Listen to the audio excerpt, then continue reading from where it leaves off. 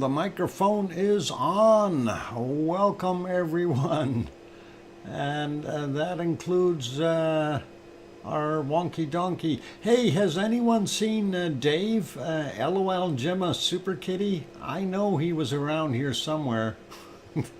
He said he always comes in, but I never see him for some reason.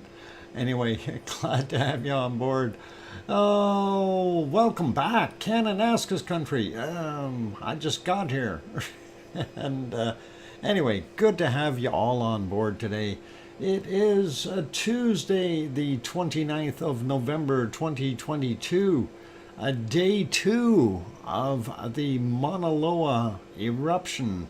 Kind of maybe on the third day, but if you want to count that half hour that it started beforehand. But that's what's on the screen, and that is compliments of 2 pineapples. They were out there this morning again, and this is the stuff they were filming, and a wonderful job.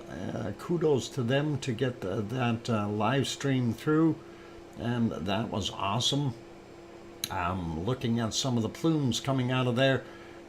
Some of that stuff over on the right hand side there, that very large one, they're guesstimating somewhere between 100 and 200 feet.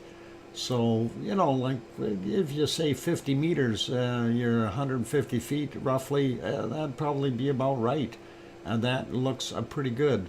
I'm in a galaxy in a chat when not in chat in my own 100-inch LG lava as big as my wall. Okay, if you're watching yourself on or watching the thing on the wall, wow, 100-inch LG, that is got to be a lot of lava. Hope you got a mop to clean all that up. Anyway, let's get at things. Welcome to the wonderful moderators. We have Arizona Snowman and Piggy and CND Boy and possibly Gary 24/7 Live. He's at Skies, Joseph Fields, and Lucas Snow maybe. And there could be others. But welcome to the moderators. Glad to have you guys on board. And welcome to everyone in here. First person in, or hang on, it's actually a person and a fur, what do you call them? Fur family, a member. Anyway, that is Hermione and Fluffy. So they get the wonderful cookies today, and that is awesome. And we'll get at saying hello to everyone here right away. Is there any other important news that we got to go through first? No, I don't think so. We can just carry on. Fur babies. That's it. Fur babies. I got it, Piggy. All right. I don't have, well, I have some, but they never come close enough. They're outdoors, and they bounce around a bunch. So I guess I'm just as guilty as the rest of them. And Piggy, you got to learn to play and tire the puppy out before it's bedtime. Okay, that is important. You make sure that he gets tuckered out, and once he's got no more, he'll be happy to go to bed. Oh boy. Anyway, welcome everyone. Glad to have you here. We'll start out by saying hello to all of you, and we'll start with Linda Schoof and Sarah Miles, and of course we got Hermione and Fluffy. Sharon Stewart is also in the house. Cananaska's country is here. Alba Girl made it in. C&D Boy, I see you there. Kevin Haynes also in the house. Philomena Camara, welcome. Glad to have you here, Philomena. John Raper also here. Let's see, Dave Kruk in the house. And who is this guy? LOL Gemma Super Kitty. That must be Dave. Dave and Claire. Welcome. Good to have you on board, you guys. And let's see who else we got. Kate Crease in the house. Eddie Oturo also here. Welcome. Did I get Sharon Stewart? I think so. Going up some more. Ray Jensen, welcome. Glad to have you here. Okay, we got Sharon, we got Sarah, we got Linda. Going up. Alba Girl, we got And flying up the list here, trying to see who else might have been in here. Sandra Rocklin, welcome. I'm glad to have you back. And who is this? Trevor T, the Wonky Donkey. And I didn't see any targets on you there today, so you're lucky. Pepper Victoria Dees. Ha! Pepper Victoria Dees. Wow, or Dice. Sorry, Dice. There we go. I got it right. Hi all, having a fun time playing with Dad's phone. Okay, just don't chew it up, Pepper. That would be really important. Don't chew the phone up. Use your paws, just like he taught you. And you can do that. No problem with the typing. By the way, very good spelling there, with the exception of you needed an H. You missed that. But I think that might have been just a typo. We all do that, though. It's all good. Oh, going up the list some more, seeing who else is in here. We got Philomena, we got Alba Girl, and we're still scrolling upward, looking for more wonderful names. And Kevin Haynes we got, yep, and boy, these guys are yucky in here. A lot of chatting going on. Mind you, that's all good. We do want that. That is exactly what I like seeing, is lots of people talking, and that is good, because that creates that community we're looking for. A good lava family. Anyway, scrolling up here a whole bunch and looking for more names, and not seeing too many other names right now here. A lot of chatting going on. Let's see. I know OFU Lux was here. I seen him earlier. He kind of snuck by in his spaceship. Robert and Chandel also in the house. Welcome. And I'm at the top, so I can't get any higher than where Henry Nelson is up there. So if I've missed you, I do apologize. And I'm trying to figure out how to use a DoorDash to get a fresh bone. DoorDash? Oh, do they deliver for you there? That is cool. There should be an app on that phone, Pepper. If you look in the apps, you might find it. Judy McClellan also popped in. Tom Truelove, welcome. And Sophie, I see you there. Welcome, Sophie. And who else snuck in while I was looking? I can't really tell. Colin made it in. King Colin and Colin are here. All right, we got them. And Kevin Williams just got here as well. So, okay, I think we got enough names. Let's get at the stuff we... Pepper Victoria Dice. Oh my God, you're getting... you don't even have to call for service. You got it already. Welcome, MG2431. Glad to have you on board. And let's see. Let's get at it. Anyway, I'm going to get that banner off the screen and things like that. Of course, this is from this morning's outing that Two Pineapples did. And of course, they were not quite in the same spot they were yesterday. A little bit closer to home, I guess, but not by much. But a good view nonetheless. Still about 8 miles away from the thing, so they were definitely not in any danger or anything like that doing this. Oh, almost forgot. Hi, DrFox2000. Oh, that's very kind of you, Trevor, the wonky donkey. Busy doing other things, huh? Anyway, so yeah, they did a fantastic job videoing out there this morning and streaming, and that is pretty cool to see. So it seems that eruption is not really in the caldera anymore. It's a little further to the, I guess it would be the south in a way, or southeast. and heading with the lava flows heading northeast, or sorry, well, kind of north in general for the most part. We can take a look at a quick shot here. They had this kind of a lava map, and you can see where it is flowing. It has gone and passed through the observatory road in 2 places, not just one. And from what I understand, the observatory is off on the right-hand side from that picture. So that is kind of cool. I can't remember everyone who sends greetings. You guys are really fast. LOL. Yeah. MG2431, don't worry. Just say hi everyone or hi all. If that helps, and that does work. But you know, that's what we get when we got a friendly group. Everyone wants to say hello. So Billy Bob Joe, welcome. I'm glad to have you on board. Dr. Fox, the first road has been closed by lava. Yep. Or has been crossed by lava. Yes. That is the one up there. But from what I understand, it's not going to get across any other ones for right now.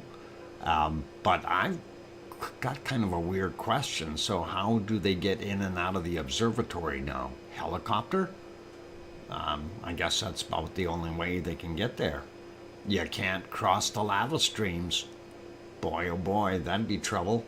How different is Pacific magma slash lava from Atlantic magma slash lava? Actually, Eddie, it depends on where you are in the Pacific region. They're basically the same things when you're looking at them. And I'm going to kind of qualify this by saying I'm not 100% sure, but my take on it is you can get those different styles of lava, you know, in different places. One of the things volcanologists use, of course, is the Hawaiian term pahoehoe lava, and that is where you have a very liquidy lava that flows almost like water, and it can do some pretty fancy things. But you can also get that style of lava in places like Chile or Indonesia, or as we have seen, even in Iceland. So it is the same thing. Quiet everyone.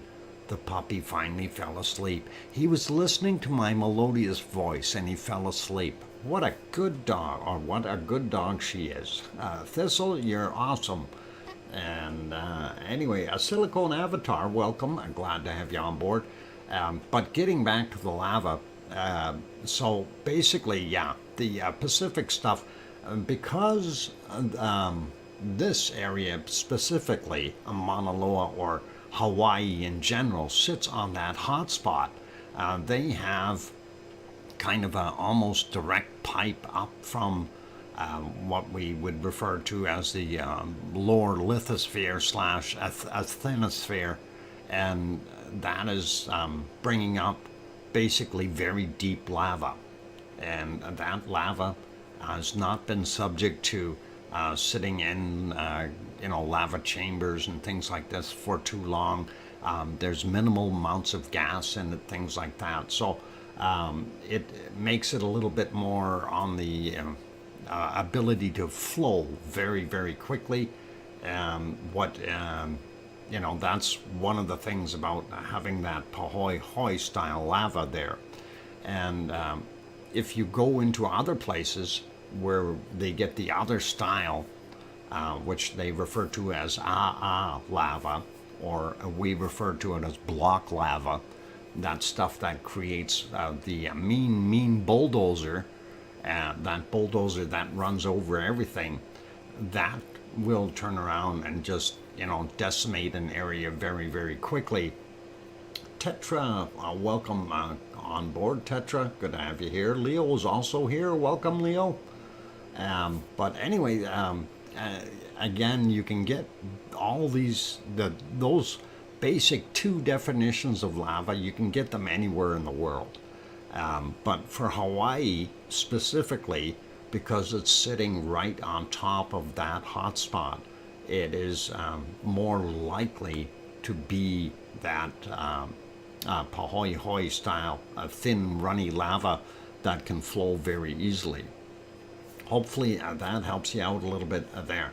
Anyway, if anyone else, lava. Yeah, lava is the block lava, the stuff that is really clumpy. And when it builds up a big wall, 100 feet high and starts moving towards you, yeah, you can run out of the way, but that is not stopping. There's nothing you can do to make it stop. It is going to keep coming. And it's like basically an overgrown bulldozer that just doesn't stop. Hey, welcome neighbor Pistol Peak. I'm glad to have you on board. I'm still here, but will be in Plasma Lounge. This screen too small on the phone. Take care, everyone. Okay, I'm still here. Full love to everyone. All right. No problem, Dave, LOL, Gemma, Super Kitty, who's not here. Anyway, it's pretty cool to see this, though, and I really do have to say it's awesome to see the Hawaiian eruption, and so far everything is pretty good as far as it really hasn't affected a lot of people or places. Dr. Fox, Edmonton had a 4.8 quake 28 minutes ago. What? We had a quake here? No way. No way, Piggy. Let me go look at the map. I don't believe that. That is wild. Let's stop that for a second. We're going to go over and have a look. No way. I don't believe we had an earthquake. I gotta take a look at this. Let's get on the earthquake map here. I didn't feel anything. You might have had one. Okay, that map doesn't have anything on it for Edmonton. Let's take a look at the Canadian one, and it'll refresh. No, Edmonton didn't have one. We had one up there on the 24th of 4.1. That was up there a little while ago, but let's take a look at the other one. And all right, I'm going to refresh this real quick, and we'll see if it shows. Oh yeah, it shows. Oh, that's not in Edmonton though. That's a 4.8, and it's way up north. And that is, let's zoom in on it and just see where that is. Okay, there's Grand Prairie and High Prairie. That's out in the Tule somewhere, east of Grimshaw. That's about, as the crow flies. I'm just trying to get a distance out of that. From there to Edmonton. About 400 400 kilometers as the crow flies, 270 miles away. So yeah, thanks Piggy. Yeah, I don't think it's there's Edmonton, there's where the quake came in, so that's quite a ways up north. But that's interesting because we haven't seen a 4.8 in this province for a long time. Sorry, that was a Peace River a week ago. There was another one up there that was a 4.1, but this one is from today, Pistol Pete.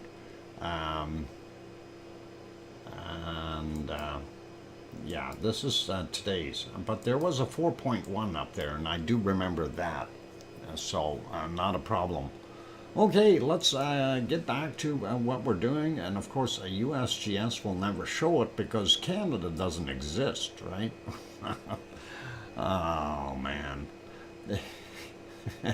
The rest of the world does, though. It's okay. Let's get on to things here, and we'll take a look at Iceland first and see what we've got going on there. And I got to get myself on the right screen. And where are we? On this, obviously, you can see it's raining in Reykjavik. And that's what they had, just backing up and looking at what they had weather earlier. Oh, just in time for commercials. Well, and then we'll go to the other one. I bet you that one's going to look for commercials too if I go back. Anyway, this should be about 9 hours and 10 minutes ago. And that's kind of the gloomy day there. Looks like the sidewalks are wet, so I think it might have been raining. Yeah, it looks like even the runways are wet. So they would have had some water happening there.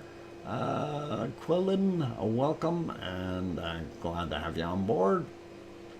So that is Reykjavik about,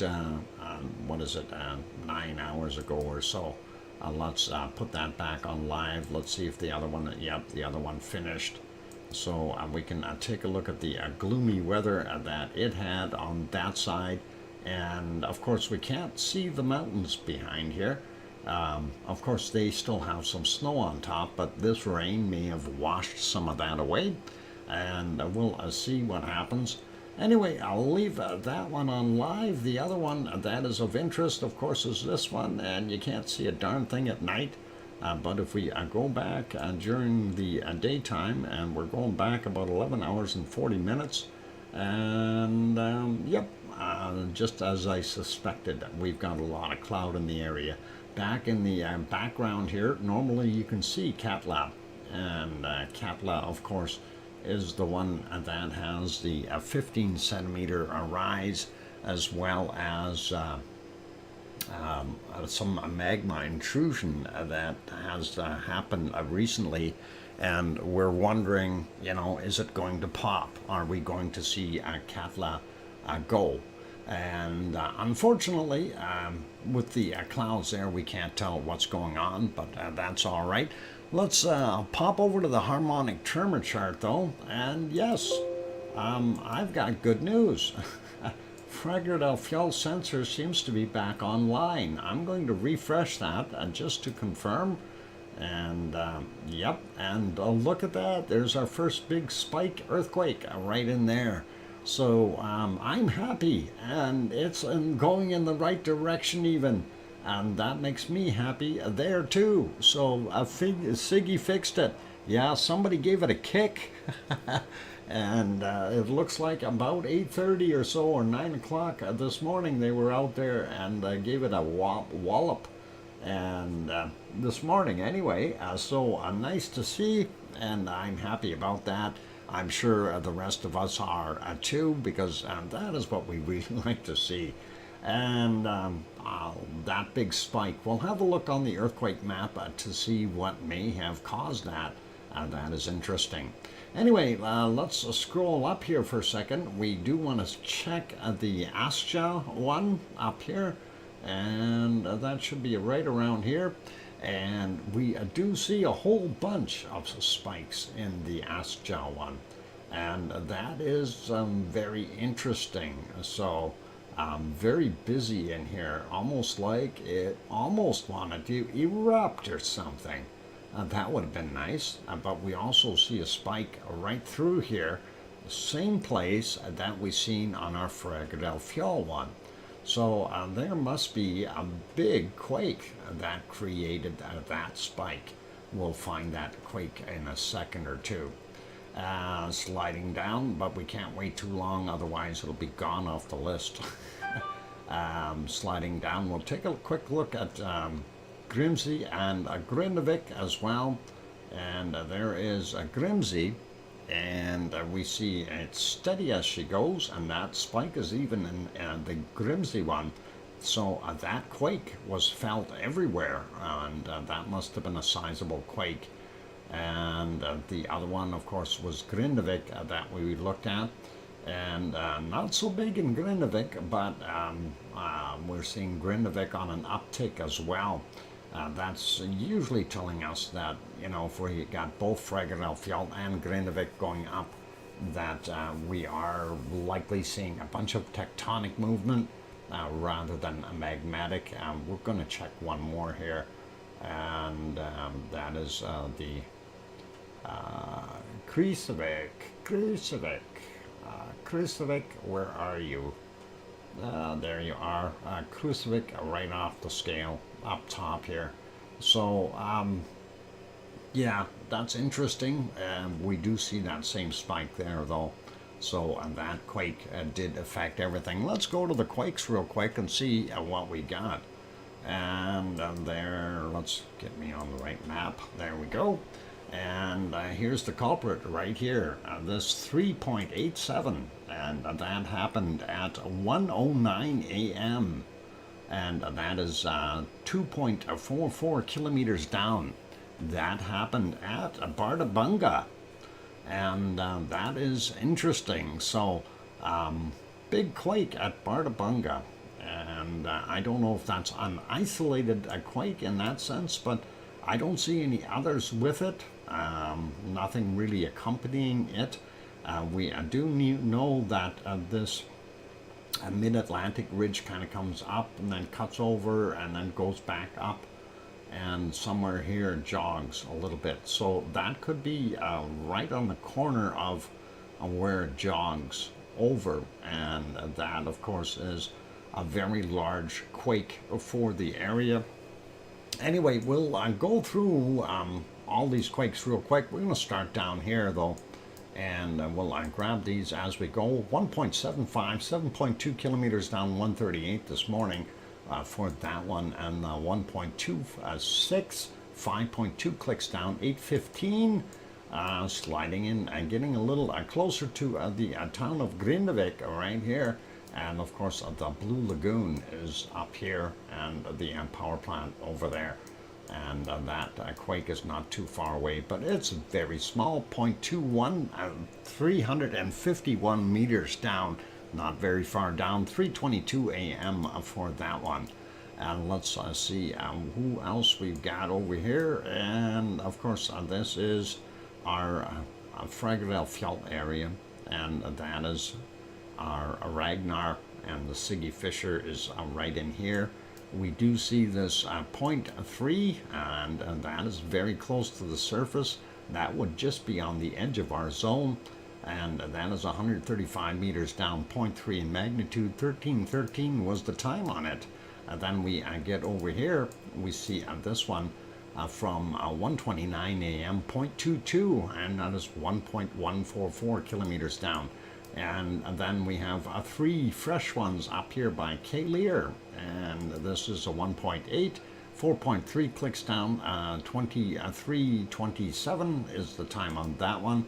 This one is 23:38. It is a 1.3, 4.4 kilometers down, and this one is 2 minutes after midnight, so they're already in the future. So that has just happened, and that is a 0.1, 4.9 kilometers down for him. And sliding over into the Kristavik area, we do see this one 3:14 a.m. Magnitude 1, 6.7 kilometers down for him. A 0.4, 5.4 kilometers down, 3:12 a.m. for that one. And a 0.88 at 4.5 kilometers down, 7:47 was the time this morning. We got a 0.96, 8.2 kilometers down, 7:42 a.m. And Sue Hayes says hi. Welcome, Sue. Way up here, we got a 1.3, 4.8 kilometers down, 23:30 was the time on him. And then let's maybe grab this 2.5 out here in the middle of nowhere. 1.1 kilometers down, and that was at 1:10 a.m. And let's take a look at the unpronounceable name, Eyjafjallajökull. Never mind. I tried. Okay. I'm going to have to figure out how to sing that. 2001 was the time on this. 0.7, 5.7 kilometers down. 1.2 in magnitude, 4.9 kilometers down, 8:11 a.m. And let's see what else we've got in that general area. Nothing. Let's go just check these other ones here. So at Katla, this is Katla right here. And of course we had from 1637, thank you for the 4-minute warning, Piggy, 0.4, 1.3 kilometers down there. And this is from 1:11 a.m. and 11:11 a.m. 0.46, 1.3 kilometers down, just about 4. This one is a 2.95, a lot bigger, fairly close to the surface, 135 meters down, and that is 1:28 a.m. Still thinking we may see Katla blow yet. Keep fingers crossed. 1.3 in magnitude, same depth, 135 meters, 2:03 a.m. for that guy.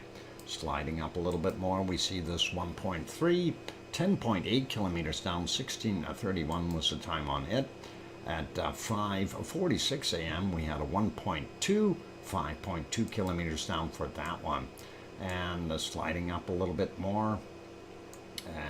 And notice that, we haven't gone up there yet.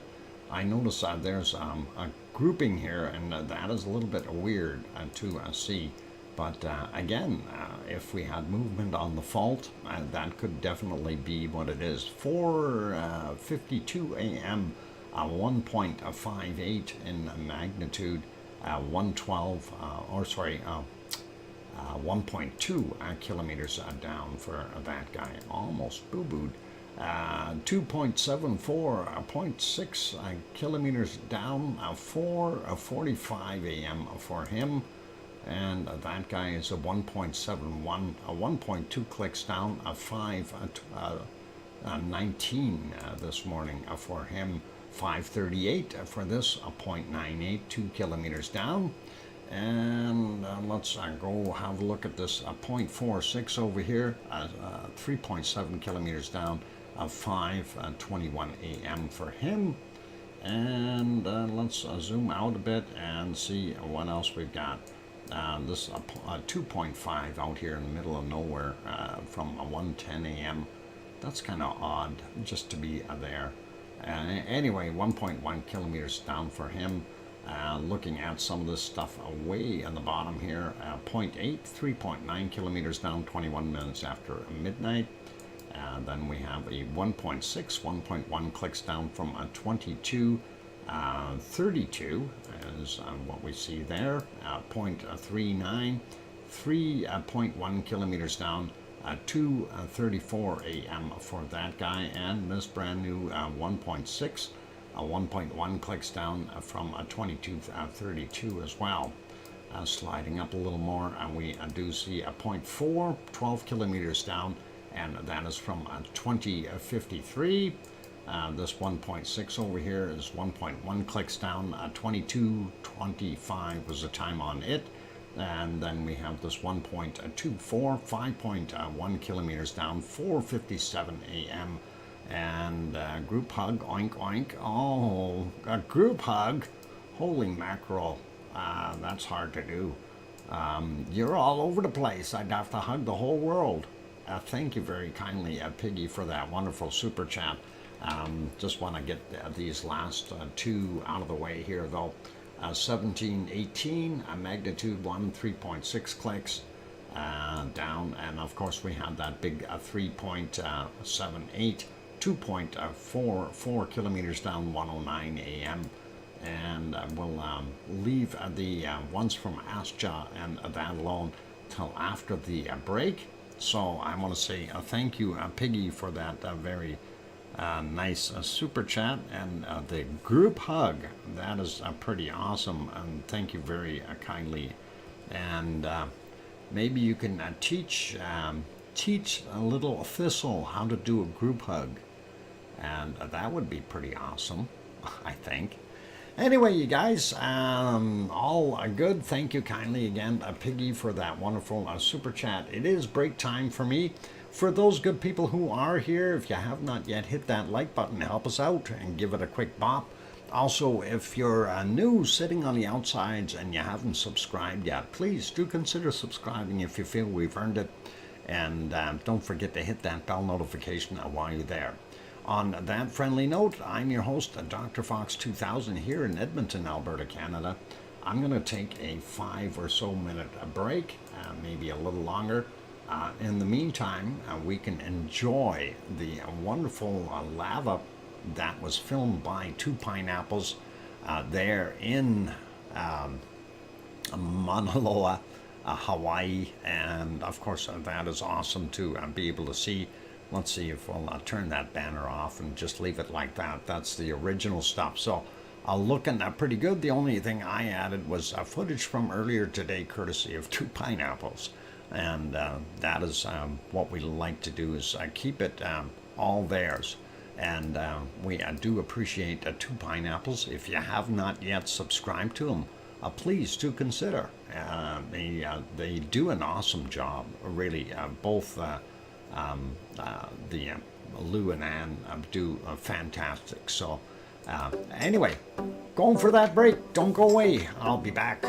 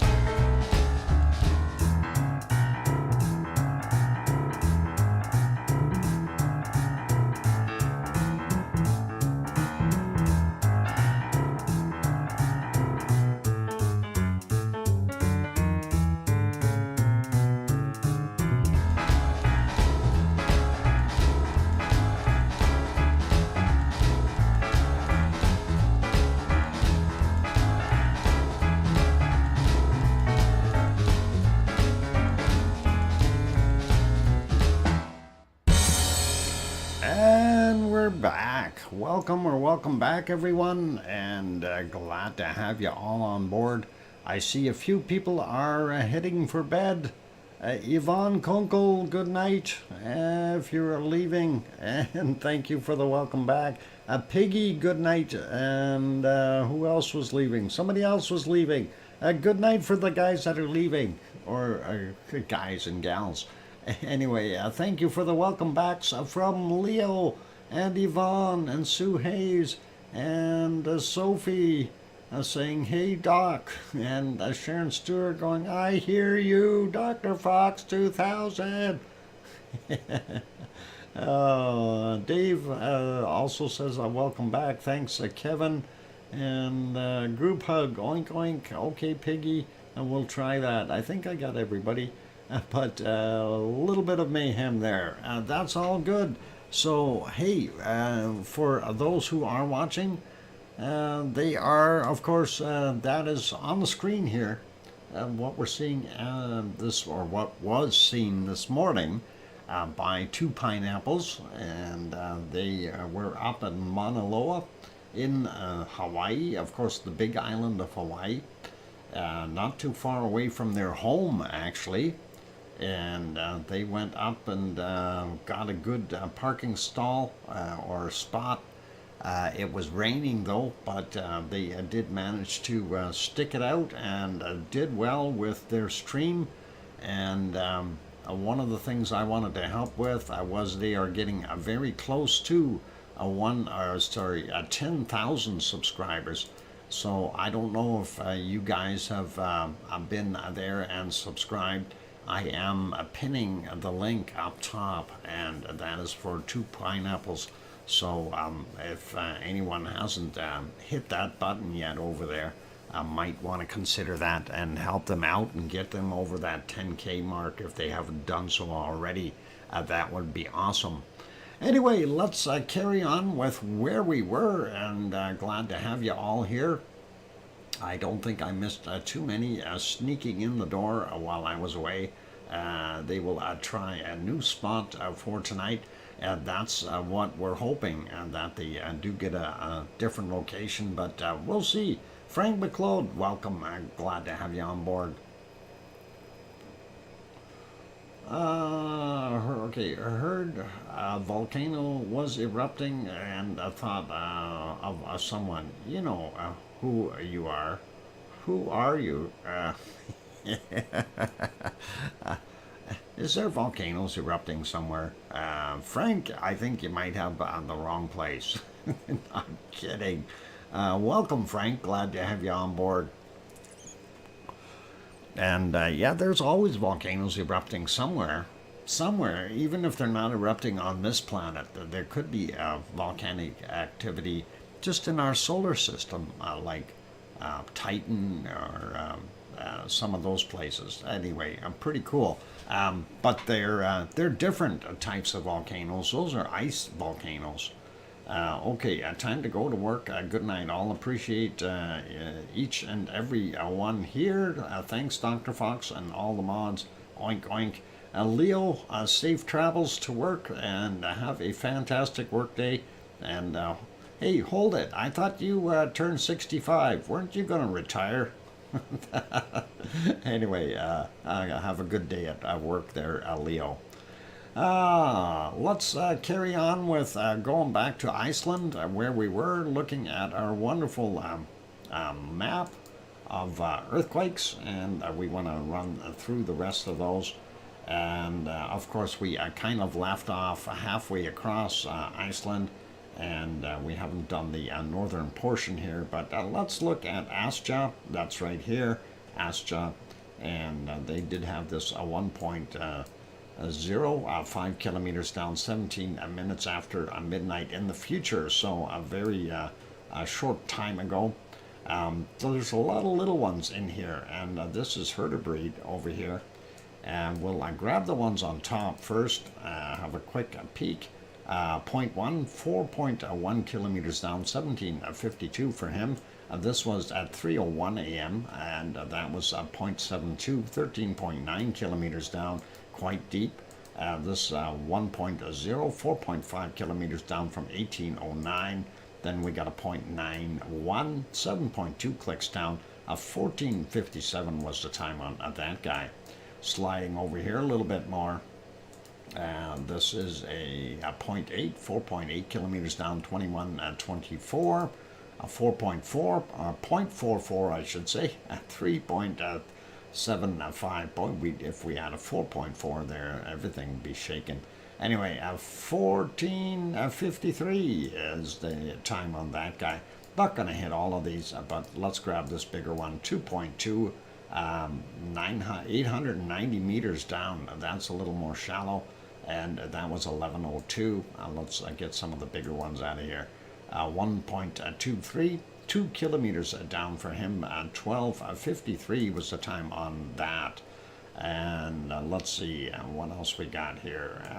We'll try this one, 1.12, 0.5 per kilometer down, so 517 meters.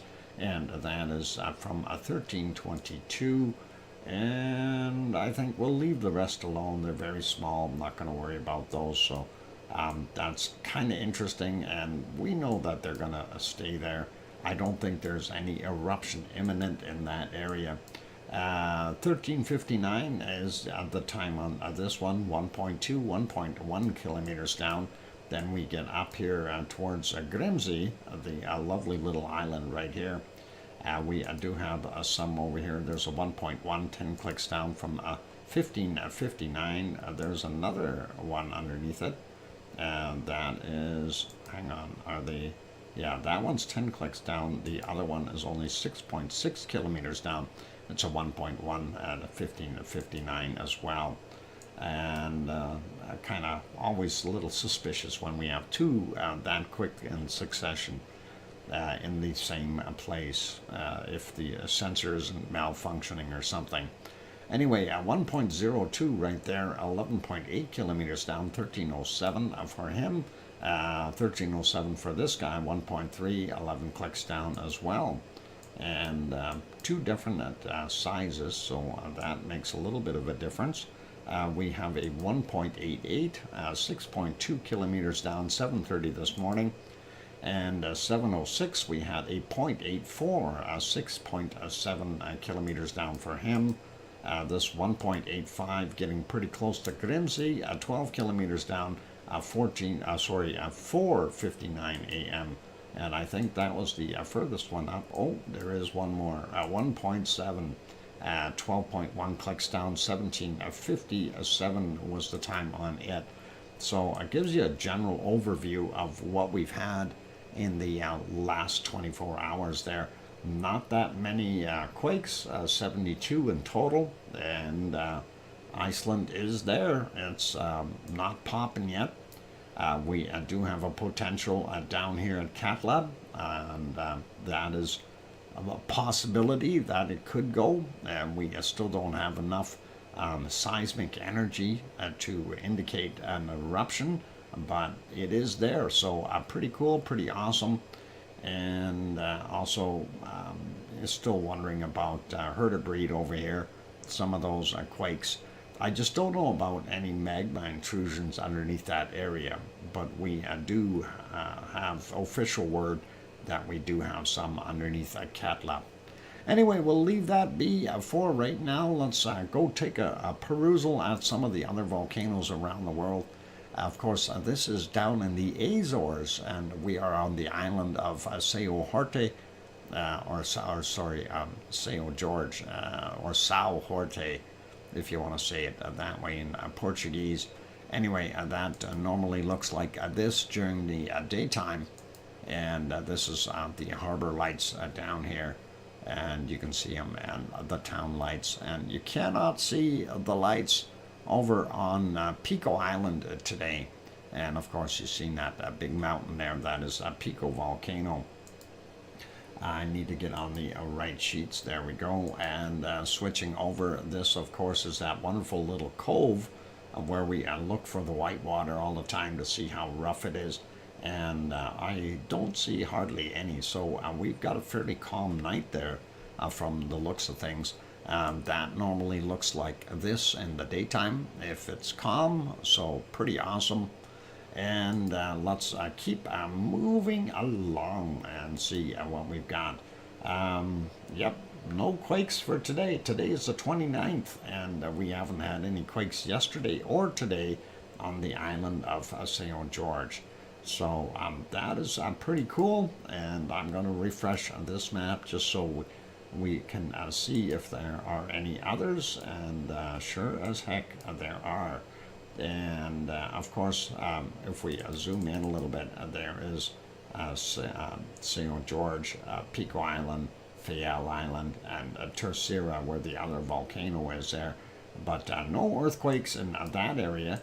We do, however, have this one 5 hours ago, 3.3, just about at the plate junction where you've got the Eurasian plate, the African plate, and the North American plate joining together. So very close. Something is grinding and making that do it. So pretty awesome. And then, of course, we follow the East Azores fault. And we get over here. They now have 3 small quakes here. 1 hour ago, 2.1. 11 hours ago, 2.3. And 11 hours ago, 2.0.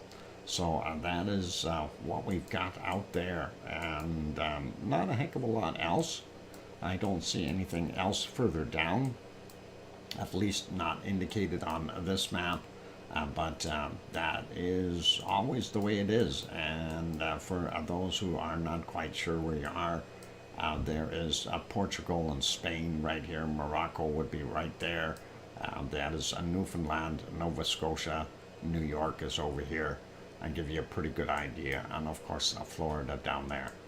But yep, that is the center spot there where way back when they used to fly across the big pond, they used to fly from places like London or in Germany, and they'd fly over here to the Azores, refuel, and then from there they'd fly to lovely places like New York, which was pretty cool back in the day. That's a long time ago. And you might want to ask Irish Monk about that. He was known to stop over there a few times. Clark Hall also in the house. Welcome. I'm glad to have you on board. And let's see, did I miss anyone else sneaking in? I guess not. And let's carry on to our next volcano.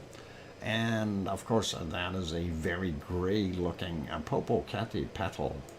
And Popocatépetl right now, not so happy. If we go back in time a little bit, we can see what it looked like. And that is from 1806. Pretty straight plume coming out of there, telling you that there wasn't a heck of a lot of wind in the area today. So we can kind of maybe guess that when we look at the SO2 map, we're going to have a big red spot right there. Anyway, that's what it was there at 1806, 1807. When we go back through the day, they did have various clouds and stuff, so that didn't help us much. But again, earlier in the morning, we did have a few puffs coming out of there. And this is about 9:08 a.m. You see the little gaseous plumes. Nothing too wild, but we did have a reasonably good one here, and I'm hoping I can get all the way back to right at the beginning of this. Let's see if this will work. And I may be just shy by a few seconds, you guys, and we'll see if it will allow us to go back far enough. Yep, it will. Just we can stick the genie back in the bottle there. And as you can see, I'm just going back 10 seconds at a time here. So that's kind of what it looked like at 6:40 a.m. And that is not bad. Thank you, Pepper. I appreciate that 5-minute warning. And all good. Kevin Haynes, before the invention of the 747, would refuel at Gander, Newfoundland. Yes, well, there was actually the 747 wasn't the first one. Some of the ones that were a big hit were the DC-8. That was one of the major ones that came out, and that one too originally had to refuel at Gander, and a lot of them actually did originally, Kevin. So that is pretty cool. But then they got equipped with bigger tanks and stuff, and were able to fly a little bit further all the time. 707 came out, yeah, a little bit after that, but yes, Henry, it did. They also popped in there, and yeah, they were good aircraft, 707s. Actually, the DC-8 was a pretty good clunker too, a fuel guzzler, but it was a clunker. It got you there. It would be a little slower than some of the modern ones today. Anyway, getting back to the volcanoes, that is what Popocatépetl was doing at 6:41 this morning. If we speed it up a little bit by going ahead 5 seconds at a time, you can see that plume was quite interesting, did come out fairly nicely, and did its thing, so weren't too disappointed in it. And let's see, but I don't know how high that went up. Again, that one was pretty heavy for something that we normally see coming from Popocatépetl. It usually just puts out a lot of smoke or steamish looking stuff. Anyway, we'll leave Popo be. I want to go over and see if we can capture this morning's stuff from Fuego, and there were a couple right at the early morning time here at Fuego that I wanted to see if we could get back to them, and I think we may have missed it, and I think yeah, it was 6:03 I think is what the official time was on the one that I wanted to see, but we were unable to get back there. But we'll take a look at this one at just after 7 a.m. there at Popocatépetl, and we should be able to see some lava once this pops up a little bit. If it goes, and this one may not be the right one. No lava, not yet. Let's see if we push that ahead a bit. There's got to be one here somewhere. I know it was here. I seen it. Oh, it is. It is. It's we're just not quite on it, but we'll get there. Give it a second or two, and we'll get going. Buffering and also sound problem. Philomena, I don't know why, because I'm sending pretty steady bits. There is a better plume, and we seen that come out, and that looks pretty awesome, but no lava this time, and I think it was in the earlier shots just when the camera had switched, so it was about an hour earlier that we seen that. But Fuego did continue to do its thing. Here, and okay here too, okay there, and okay there. All right, I'm glad it's okay, because it should be. I don't see any reason for it not to be okay. But anyway, let's continue on here. We see the occasional little blurb come out of it, but it is what it is, and I think there's still a bigger one, though, that we wanted to take a look at here. Yeah, this one here. And you see a lot of that debris flying out on that shot.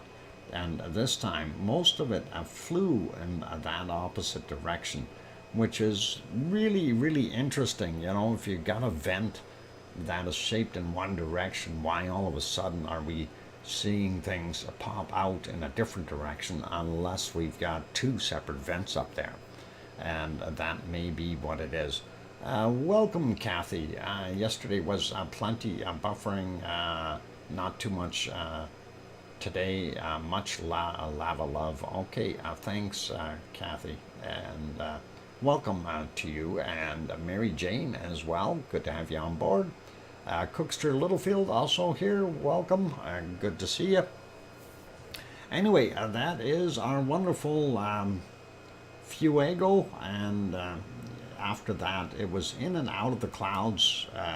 So this kind of stuff where we were fighting with it, trying to see it, and at different times it did puff a little bit, like right about here. You can see the puffing behind the cloud, of course, and very hard to see, but I'll leave that be. This one, of course, Momotombo, we can't see in the dark, so we're not going to worry about that one. And of course, this here is our wonderful Messiah volcano. That is down in Nicaragua, same place as Momotombo is. And that you can see the lava in the caldera. That is very, very steep. You don't want to fall down there. And if I recall, that should be this picture. And that's what it looks like during the daytime. So if you want to sacrifice someone, that's the one to use. All right, let's leave that be. And I'll put it back on the golden times here of Popo Kate pedal, and then we'll switch it a little bit. That looked pretty awesome for a morning shot. And we will go back over and turn our other stuff back on for our break. So for those good people who are here, if you're enjoying the show, please hit that like button if you haven't done so already. Also, if you are here and sitting on these outsides, you have not yet subscribed, consider subscribing if you feel we've earned it. And on that friendly note, I've put back the 2 pineapples stream that we are showing for our breaks and intermissions here. And that, of course, is from this morning. And they did an awesome job while they were out there looking at that wonderful lava flow out at Mauna Loa in Hawaii on the Big Island. And I'll leave it as that. I'm going to be back in about 5 or 6 minutes. We'll have bacon seeds, and that'll all be good. And I hear somebody with an air blower cleaning sidewalks. Here's some music. That'll drown that out. I'll be back, you guys.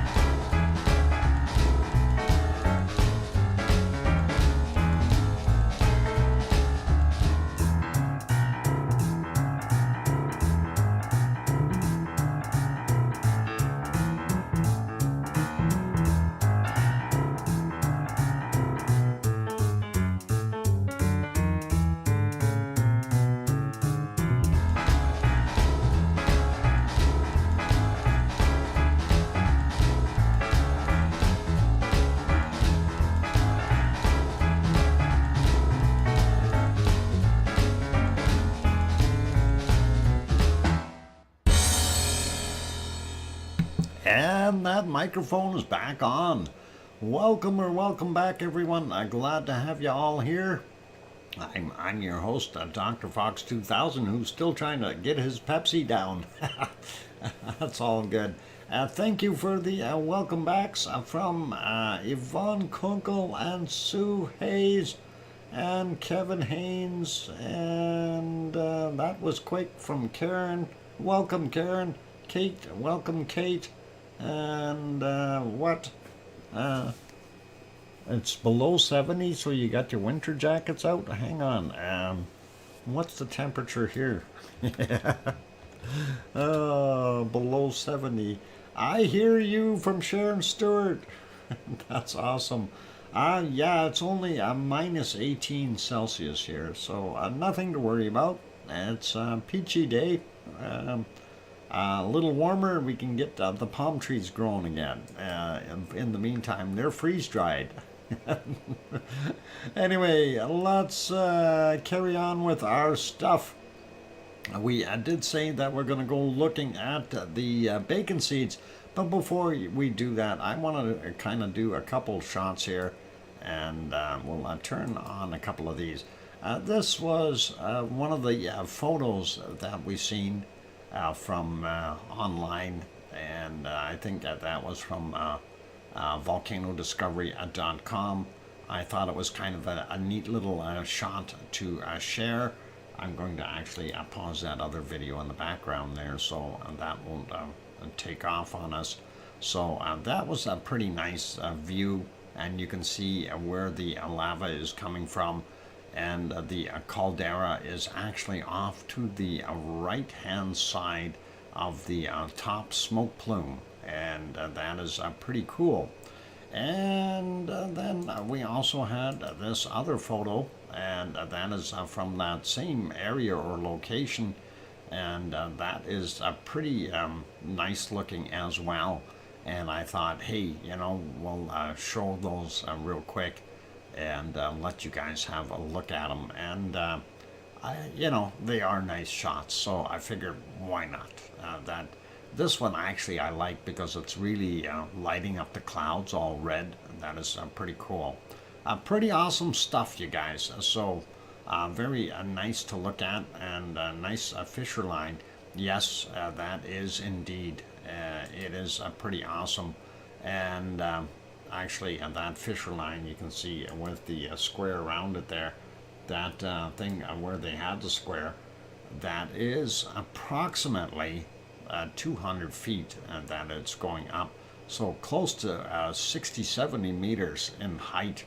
And that is a pretty good sized plume.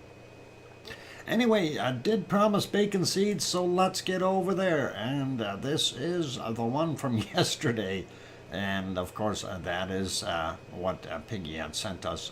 What do you call a pig that does karate? A pork chop. Get it? A pork chop. Okay, bad humor. All right, let's see what Piggy sent us today. And we'll get right at it. And here's the first one out of the box. Or first two out of the box. And look, they got cookies. Oh, piggies and cookies. What more could a person want? That is fantastic. They are awesome. And if I got piggies and cookies for Christmas, I'd be a very happy man. Anyway, that is very, very cool. Let's grab the next shot here and see what we've got. And this one is coming out from under the Christmas tree. And that is an awesome little shot as well. Very nice.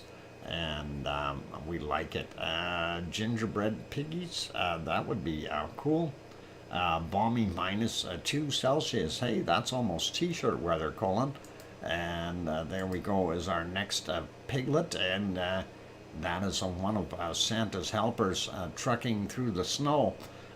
You always wondered who pulls the sleigh when Santa doesn't have his reindeer. Well, we know they are called pigs, and they do a wonderful job.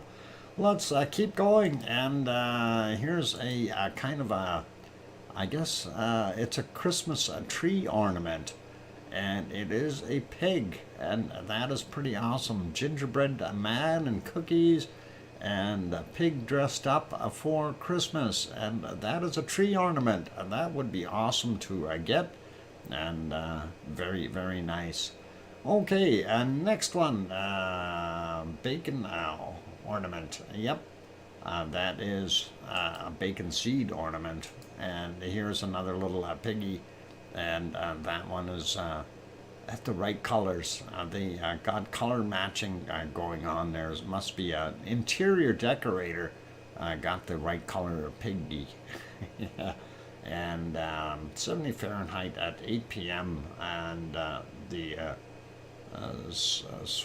sweats and socks are on. Holy mackerel! Sweats and socks, 70 degrees. That would be a beautiful day. Oh, sorry, Kate. That's I'm laughing because it's minus 18 degrees Celsius or minus 1 Fahrenheit here. So a little colder.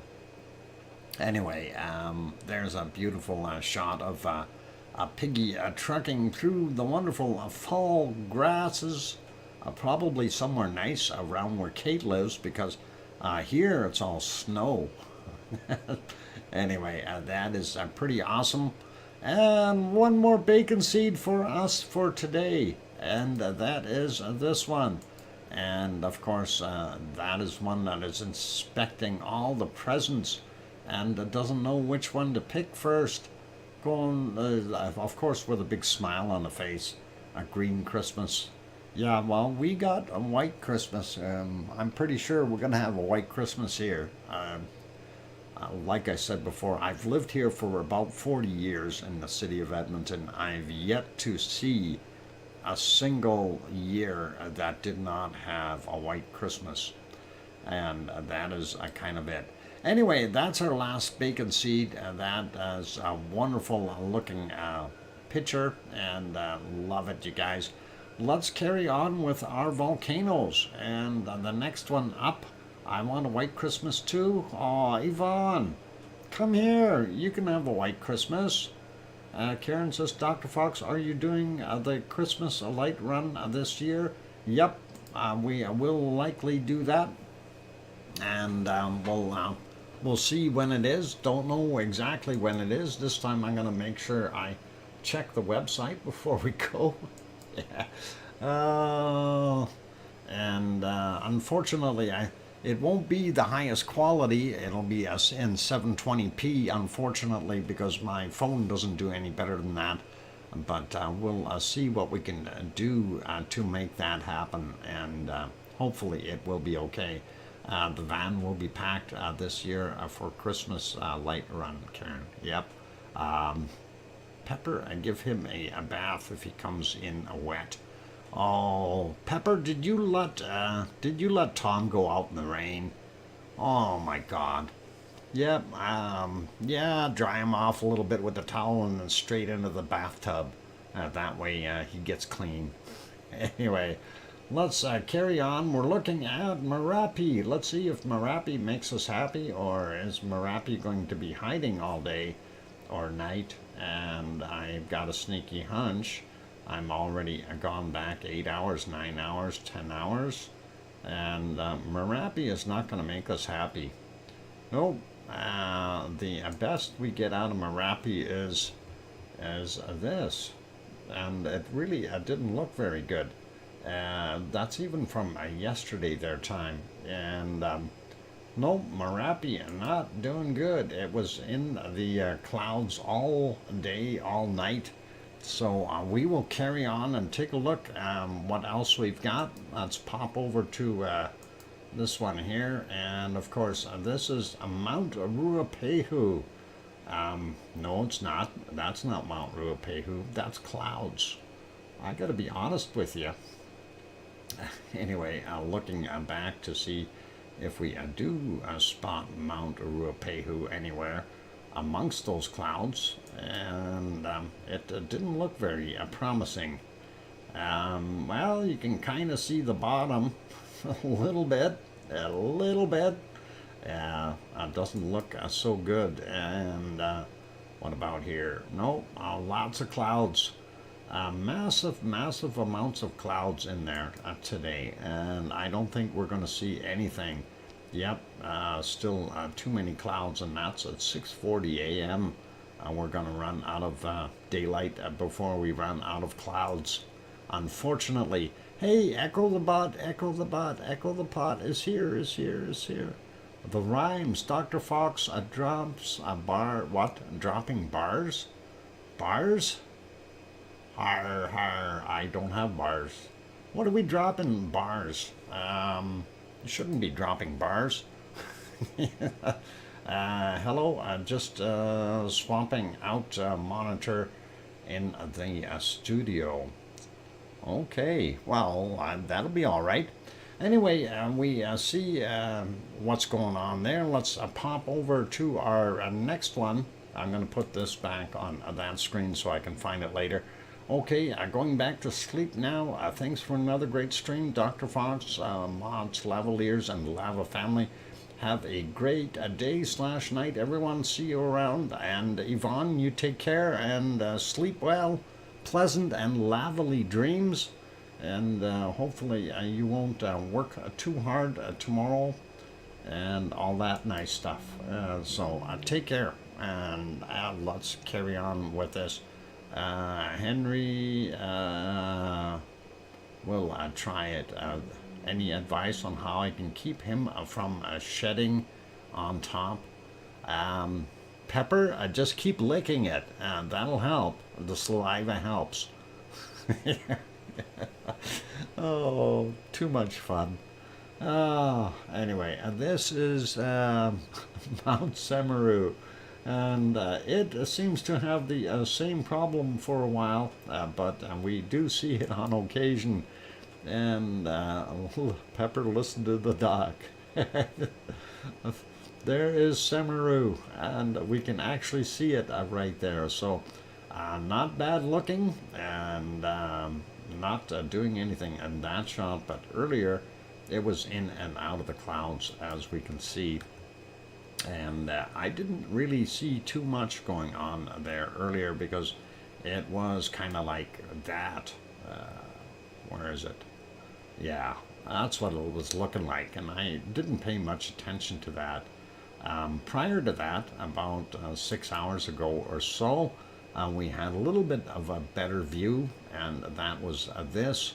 A little out of focus, mind you, but lots of stars in the background. We do see the lava up top in the caldera, and some lava spots down the side in its main pourway, if you want to call it that, or the path that it uses to flow most of that down from the top.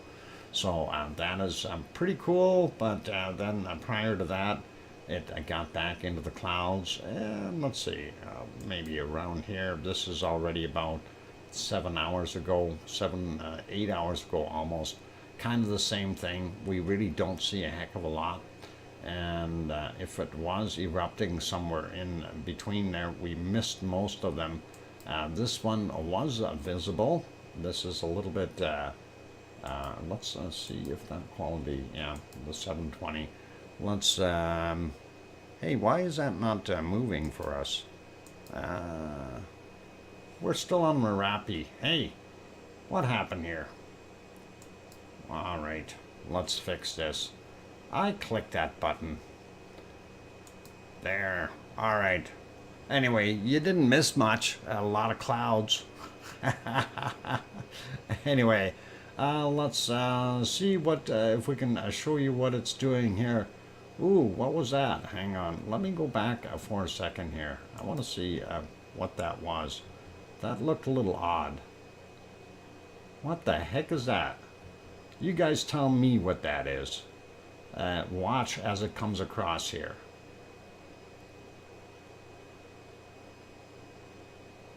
Any ideas? Oh man, we may have caught something that is really spooky. And let me bring that back again and see what the heck that was about. UFOs. Uh-huh. That's the first thing everybody says. Aliens. And, yep, that's it, Gary. Unfortunately, they don't have more frames per second here, but that is an awful weird thing. And I don't know. Yeah, a UFO and Gary showing up at the same time. That is very odd. Yep, that was kind of weird. I'm wondering if that's some space junk, or I don't think that'd be a bug. That's and that's leaving a trace behind on the screen here. So there's got to be something going on. Anyway, let's find the plume that it just put out there. That was right around here somewhere. That was just about here that we wanted to go to. And we did see it. So that's what I'm thinking, Trev. Possibly a meteor of some sort. And there it kind of plumed up a little bit and gave us a little bit of a show, but nothing really too serious. I can't identify was a flying and was an object. So that means it is an unidentified flying object, aka a UFO, right, Gary? Anyway, lovely plume coming out of that wonderful thing called a Semaru, and it is kind of nice to see some of those. Chinese rocket, possible? I don't know. Did they launch any? And it's one of those things. You know, something that kind of gets me though is as soon as somebody doesn't know what it is, it automatically becomes an alien. What if it's a black ops project? It's not an alien, it's somebody on the ground here controlling it. You know, if it was a Chinese rocket, is that still an alien? No. It's a UFO, yes, but not an alien. But hey, it is what it is. Okay, so that is our wonderful Semaru, and as I mentioned earlier, a lot of it was like this, so it wasn't very worthy of having a look at. This was from earlier there with the clouds and it just barely peeking out. The water level's up fairly high, so we know it's been raining there, and they've got a lot of flooding happening in the area. But we'll leave that be. We'll turn that off. There you can see the high water level down on the river area. Pretty cool. And we'll leave that be. I'm going to put that back on live. And we'll pop over to our next volcano. And of course, that is Sakurajima. And it suffers from the same fate as every one of the other ones that we've got here. And that is clouditis. And they are all hiding in clouds today. You know, I don't know why. This was what it was like there earlier, 8:43 a.m. in Japan. If we can back up a little bit, the soupy clouds kind of hung around. Look at all the birds. Wow. I don't know what kind of birds those are, but they seem to be having fun gliding in the air. Anyway, visibility a little bit better, but we still don't see the top of the volcano, unfortunately, so I'm not going to worry about it. It didn't do a heck of a lot. If we go back a little bit more into the wee hours, we can see most of it, and if there is any pluming coming off of it, it's likely just gas anyway. For the most part, I haven't heard that it's throwing anything out. The ice cream boat is there. If you want to go get an ice cream, you're welcome to do so. Of course, that is our long-range shot of Sakurajima. And you can see there's clouds all over, and Japan not having the greatest weather today. And let's carry on. So you can run down. Those birds are rare, shown But show it again, please. Are they rare? Let's go back over there, and I can't remember exactly where they were here. I think somewhere around here, maybe 7 something. There's one of them, or 2 of them. Maybe just prior to that. Yeah. There they are. 7:30. Yeah, there they are. I'm not sure how rare those are, but those are definitely there, and they're doing their thing, and that is in Japan. They have a lot of buzzards there too. And you know, that's kind of what I at first thought. These things, they look huge. They really do. They are very large birds. Don't know the species of birds in Japan. Yeah. Well, I guess bird is the word today, you guys.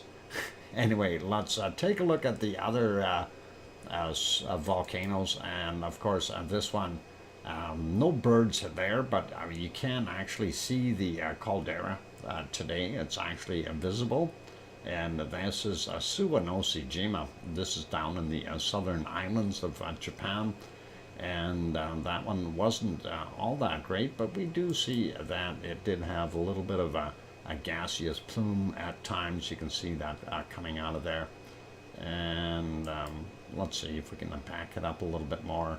A little bit more gas coming out this morning, 6:40 a.m. If we go back into the deep night portion, though, what I was looking for is to see if there's still a glow.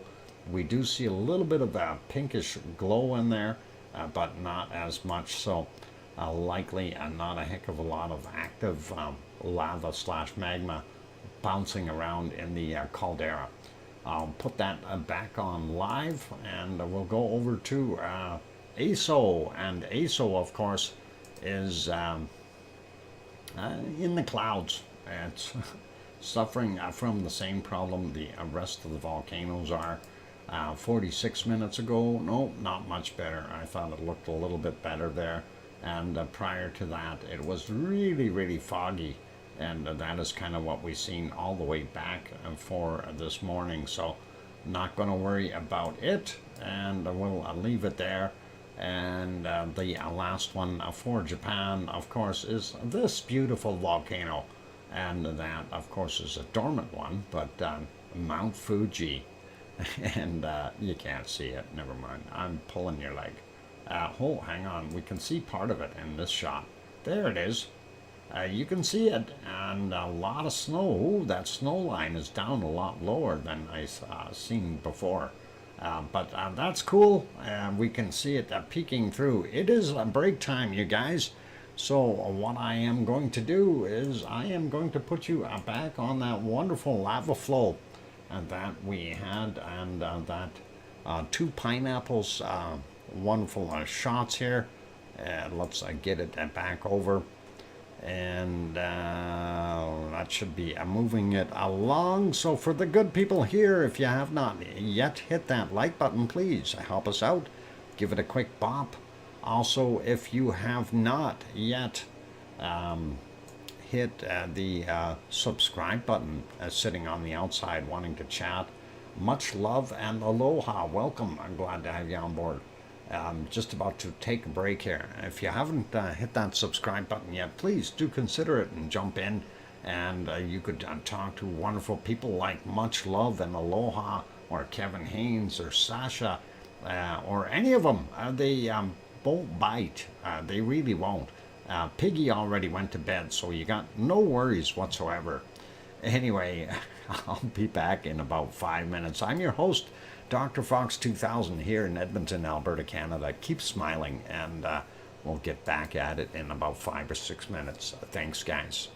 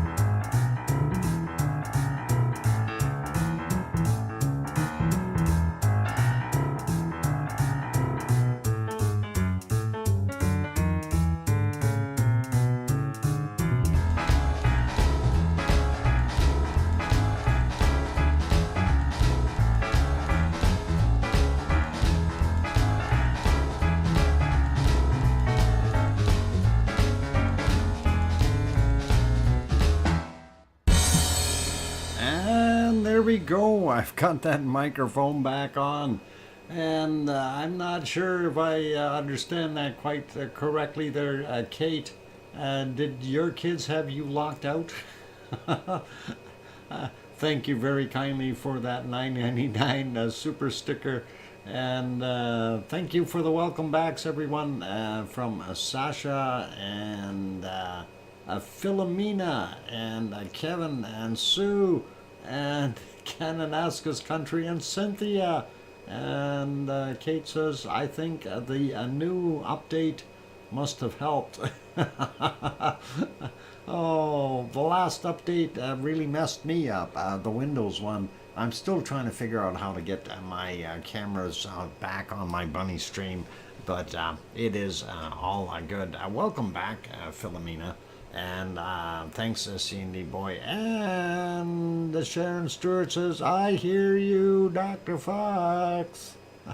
And awesome. Anyway, let's carry on with our wonderful stuff that we're looking at. And of course, first off, I just want to remind everyone that this, of course, footage from two pineapples earlier today. And that was their morning stream. It was awesome. And I really enjoyed it. If you have not yet subscribed to Two Pineapples, the link is up in blue at the top of your chat. You can click on it, it'll open it up, and you can, if you've got a computer, you can open it up in a new window and go there and click that subscribe button, or simply type in Two Pineapples after the show, and that'll bring it up, and it's all good. So very, very awesome, and very kind of them to allow for us to be able to use this. So really cool. Anyway, we did have a look at our Japanese volcanoes. Let's I'll stop this stuff for right now here, and we will go take a look at the Yellowstone National Park. Seems to be a little lighter there today. They must have lower cloud cover reflecting some of the light, but you can see it's all full of snow and everything, and yeah, unfortunately it's dark there, so unable to really tell what's going on, but that is a Yellowstone. Yellowstone LCND already. I got it. There we go. And that is the link for Yellowstone National Park, where you can see Old Faithful erupting and things like that. It's an interesting site. So all good. We are special doc. They let very few folks stream their video. Yeah. Well. They are good people, Sharon.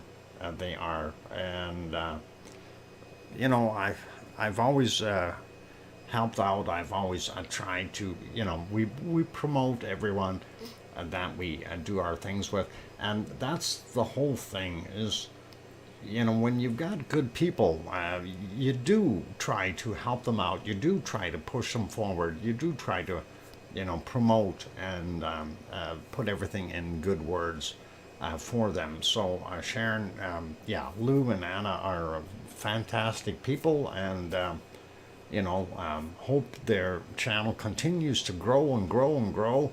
And of course, with theirs growing, everyone else will grow along with them as well.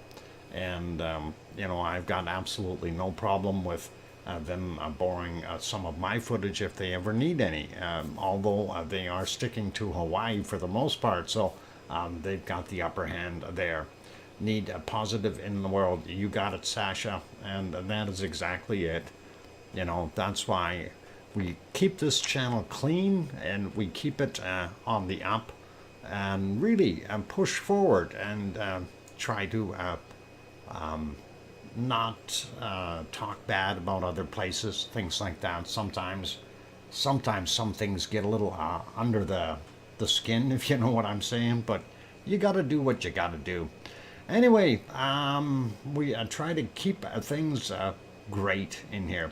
And yeah, Sasha, as you say, G-rated. That is one of the important things that we have in this channel, and that is something that we try to stay away from, you know, well, bad language to begin with. But yeah, great rated. That's exactly it, a C&D boy. But also, we look at other things that we really need to pay attention to.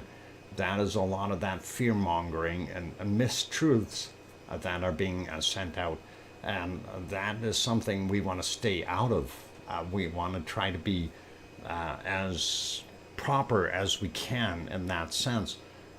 Sometimes, yes, we make mistakes just like everyone else, but we base our viewpoint on science, and science is self-correcting, and that is the nice part. So if we really don't know, we say we really don't know, Anyway, let's carry on and keep going with our other good stuff. Let me adjust the screen just a little bit here. I think there we go.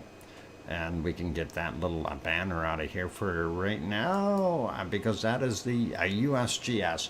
So let's nobody forget about Kilauea. Kilauea still exists, and it is still considered to be a red as far as the volcano map. So active and erupting. Anyway, there is the lava pond in Kilauea, still down, way down lava level wise. The primary vent of lava tube that feeds it is in this end over here on the right hand side, and we see some lovely designs and the way that lava kind of crusts over, and then as it gets pushed in it breaks into different patterns, and looks like a dog sleeping perhaps. I don't want to go into that, but yeah, I could have some tail and some back legs here, and I don't know. Could be a lot of things. Could be a fox, maybe. I don't know. The other way around. I have no idea what it looks like. But anyway, you do see the lighter areas in some spots here. Of course, this crusted over material is not very thick. So, sorry, Doc. No worries, C&D boy. Anyway, the bubbling that would occur from the gas bubbles going upward as the lava drains out downward, and that breaks up some of the crust up top there and gives us these fantastic looking bright spots. But that is the lava pond, and of course there's the toe area as we call it. We know that lava level is way low in there. So let's take a look at what it looked like during the day. Now, it was raining there for a lot. So this one is from 1541 is a time on it. Again, a primary input here is from the lava tube at this end, and it would flow in. And boy, that is really, really down in that lava in the toe area. You could almost drive a car in there. And just so you understand, this is probably about 20 feet in height, just so you get an idea of how tall that is. Same thing with this wall over here. That's over 25 feet. We easily have 5 meters of missing lava in this pond. So that's what we're seeing. It's pretty much drained out. But the volcano is still considered active. This by no means means that it is done. Okay, so this thing right now, Mauna Loa is getting a turn. This may come back very soon. You never know. They both may end up erupting at the same time in a very harsh way. We know that. Who drained the lava? Well, that's a good question. Mother Nature. Anyway, this one from yesterday at 1830, as you can see on the time there, and we caught it at the right time to be able to see the glow. Primary vent is here in the dark. There's your hornito, and that is barely visible. That is where the lava tube is that feeds the lava pond. We don't see too much for other light in here. We see the toe area just a tad. This, of course, coming off the primary vent, and I am not sure what the heck this is over here. Alien ship, maybe? Who knows? Maybe it's that one that flew by. Anyway, let's take a look at the daytime shot for that. Ooh, horrible. Too much smoke in there. Very, very difficult to be able to tell what's going on. So not even going to comment on it. We do see some steam, smoke, slash, whatever you want to call it, clouds coming out of the side of the caldera over at this point. Also at the backside, a very large puffing up. And we continue to see some way up in the top areas in the background here as well. Kind of very odd to see those, but the lava trucks did it. What the lava trucks did, wonky donkey, don't tell anybody. Shh.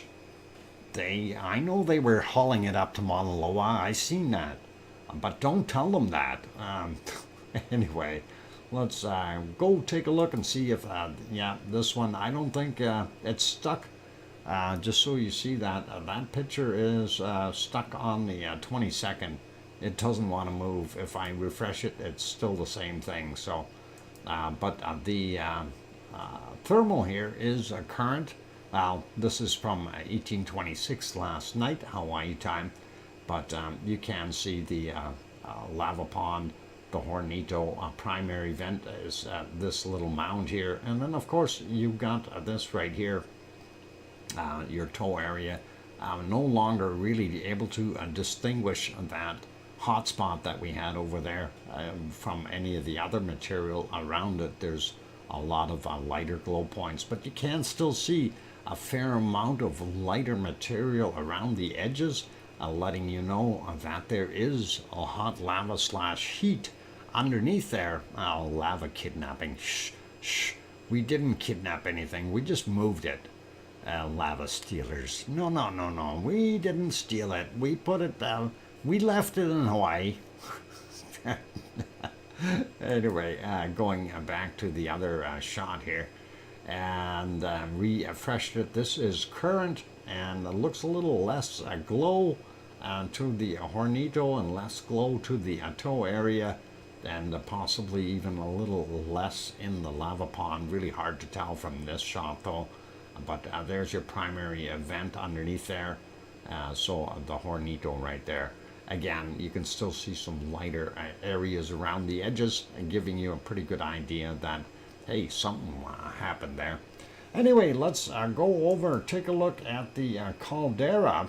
And of course, this was a shot from 6:01 a.m.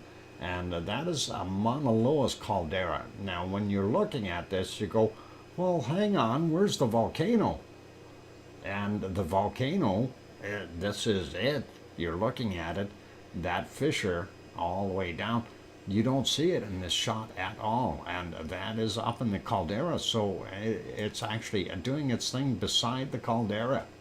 And there you can see the fissure and where it actually opened up originally, and that has subsided. We see some new cracking in here, which is interesting, and I wonder if that's because we had that flow going right over top of everything, and we all remember what that looked like in the thermal. It just covered the whole thing in that big caldera, but it is what it is. So that is kind of neat to see. And let's see what else we got. Oh no, that was the USGS stuff. Quick shot at this, and we'll get rid of that ad. This is where they had the lovely pictures. I want to get that a little wider here. I thought I had cut it out properly. No, maybe not that one. How about this one? Nope. And let's do that. Well, that'll work for now. Anyway, that is for our wonderful Mauna Loa volcano. And there you can see 13,681 feet above sea level. 4,170 meters gives you the latitude and longitude. And that is what it would look like during the day. It is a shield volcano. And basically what that means, it'll erupt for a while, put a few more layers on, just like making a layer cake. and it may erupt for, whatever, 20, 30 days, and it'll stop. And in another 10 or 20 years, it'll add another layer to the cake, if it takes that long in between, but that kind of thing. Good night, Philomena. Take care, and all the best to you. And thanks for stopping in. Appreciated. Anyway, that is pretty awesome to see. That the volcano is continuing. It is a shield volcano. It is one of the biggest ones. If you measure it from the seafloor all the way up to the top, it is technically the largest volcano on the planet. But again, it's what's above sea level is what everybody goes by. So we're looking at that 13,600 feet. There are others that are taller. Popocatépetl, as an example, is taller on land than this. So pretty cool.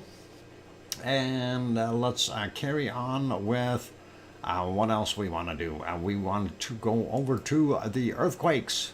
And let's see what's shaking, and we'll figure that out real quick as soon as it switches for us.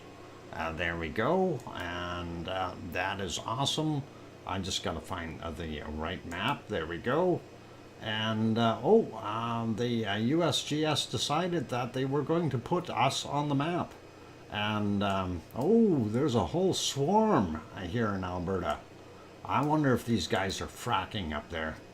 5.3 up in Peace River. Wow. 4.3 Peace River area.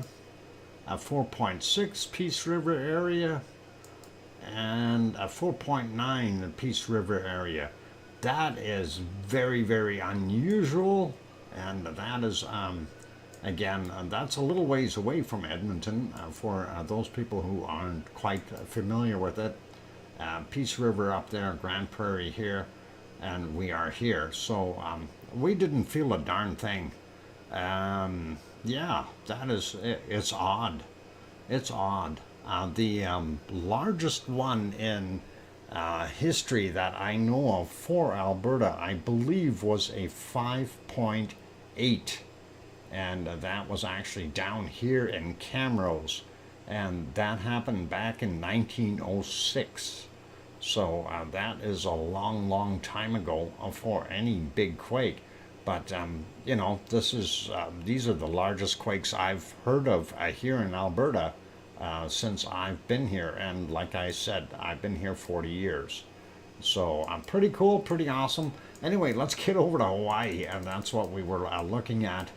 There's your Hawaiian Islands, and we zoom in a little bit to give you a better idea of what's going on.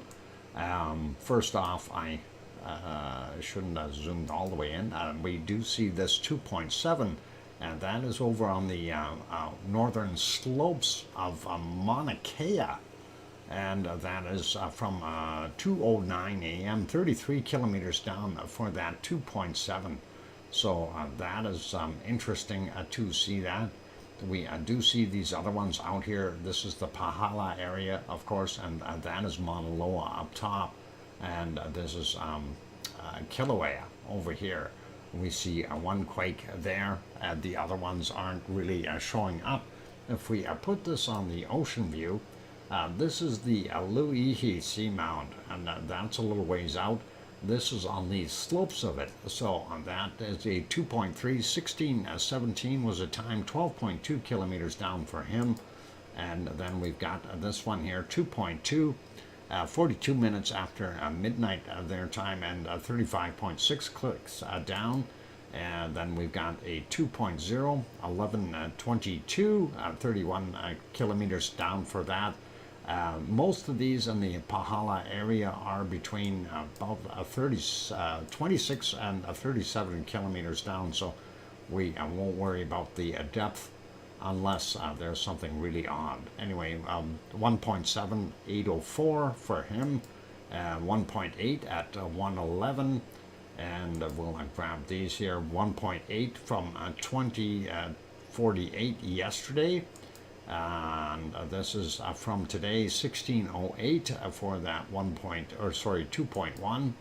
2.6 there for 6:42 a.m. and this bigger one, 4.0, 6:26 a.m. For him, and 2.0, 6:12. Then we've got this one, 2.1 from yesterday at 22:03. Then this 2.0, 19:30. And this one is, that would have been yesterday. Yeah, 19:30 yesterday. 2.1 here, and that is 11:35 for him, sliding up a little more. 2.4 going up the hill, 10:07 was the time on that. And that is the Pahala area, so we'll leave that alone. Let's go up on top of Mauna Loa real quick, and we'll see. We're only going to grab a few of these. There are lots that are in the area. Now, remember, we're looking at the crater, and we said, well, most of the activity seems to be outside the crater now, and that is kind of where we're at. And taking a look at some of these, 518, this is 1.8 kilometers above, 1.9 kilometers above sea level for that 2.2. 2.5, 1902, 3 kilometers above sea level. And then we've got this one, 1.9, 1212 was the time, and that is 2.5 kilometers above sea level. This 2.4, 1.3 kilometers above sea level, 1428. And we're just doing a few as an example here. So 2.8, 1158, 2.7 kilometers above sea level for that guy. And looking at this one, 2.4 in magnitude, and 6:52 a.m., 900 meters above sea level. 2.4 there, 8:26 a.m., 1.4 kilometers above sea level. Gives you a pretty good idea of what's going on there. This is the bigger one here, 3.5 from yesterday, 23:59, and that is 900 meters above sea level. We also had a 2.3 in here, 11:48. From today at 1.9 kilometers above sea level. So very interesting. Let's just grab this last one right here over at Kilauea. And of course, that is actually a little ways away from the event, but still could be part of it. 1.8 kilometers below sea level. It's a 1.8 in magnitude, and 5:09 a.m. is when that happened. We don't see any other ones there, but we know we're going to continue to see activity, and just on the, I guess it'd be the northeastern side of the primary caldera over there. So we'll continue to see fissures in this area, and that is always cool and interesting.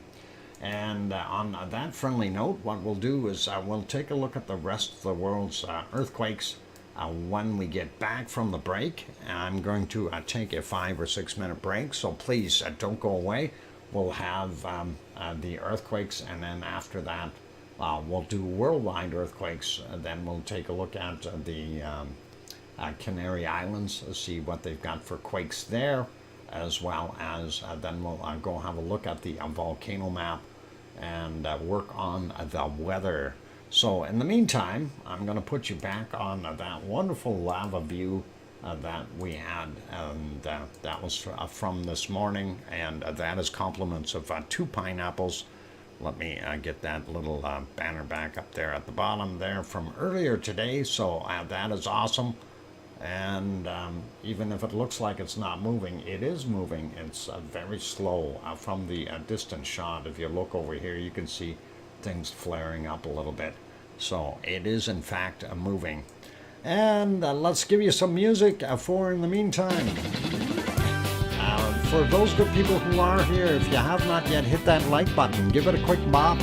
Also, if you're sitting on the outside and you haven't subscribed yet and you feel we've earned it, by all means hit that subscribe button. On that friendly note,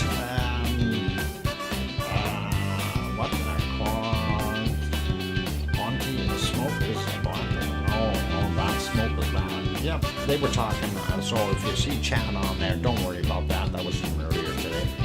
Anyway, I'm your host, DrFox2000 here in Edmonton, Alberta, Canada. I'll be back in about 5 minutes. Thank you, Grandma B, for gifting that one membership. And Robert and Chandel got it. Congratulations to Robert and Chandel. Thanks, Grandma B.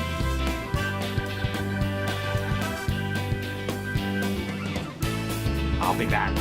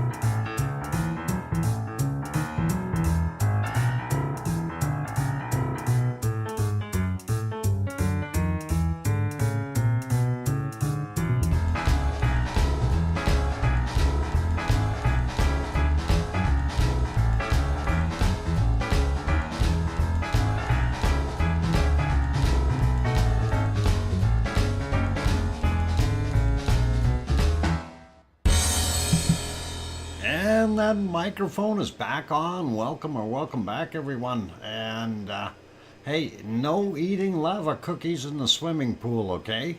Not allowed to do that. Anyway, welcome everyone. I'm glad to have you all here. So welcome or welcome back, depending on who you are and if you just popped in. And thanks Sue Hayes and Kananaskis Country and Linda Schoof and hiya Doc. Welcome Linda. And I hear you, DrFox2000 from Sharon Stewart. And thanks for the welcome back, Fab Fox. Cool. Awesome. I like it. And let's carry on with what we're doing. And of course, what we have on the screen is, of course, the stuff from Two Pineapples from earlier today. By the way, I did check his channel just during the break here. They now have 10,600 subscribers. So that is awesome. I'm very happy that they made it well over that 10K mark. That'll stop them from dropping back down. But that is awesome. That is a milestone for that channel. And of course, Two Pineapples deserves it. They did an awesome job with their coverage there of Mauna Loa. And hopefully they'll continue to do their thing. They're supposed to go out tonight. So Two Pineapples, congrats on the 10K, and excellent. That is a wonderful milestone that you've hit there. So for those who haven't subscribed there yet, we do have the link up on the top of the chat, pinned up there in blue, and you are welcome to go over there and do that. Anyway, let's get back to our stuff. I've stopped our lava temporarily. And we are going to go back to our earthquake map, and we will take a look at the weird earthquakes around the world. And the reason I say weird is because, yeah, you see it right there, and that is in right near Edmonton. If we, wow, it's 353 kilometers away is where those earthquakes are. So that's the distance, 353 clicks. And we didn't feel a darn thing here, but there are some sizable quakes there. And, 5.3, you can't sneeze at it. That's a fairly good size. A 4.0, and there was a few other ones, 4.6. And there's another one, another 4.3. So, definitely some quakes in our area. 4.9 up there, and none of them were felt here in Edmonton. And like I say, we are 353 kilometers away from that area.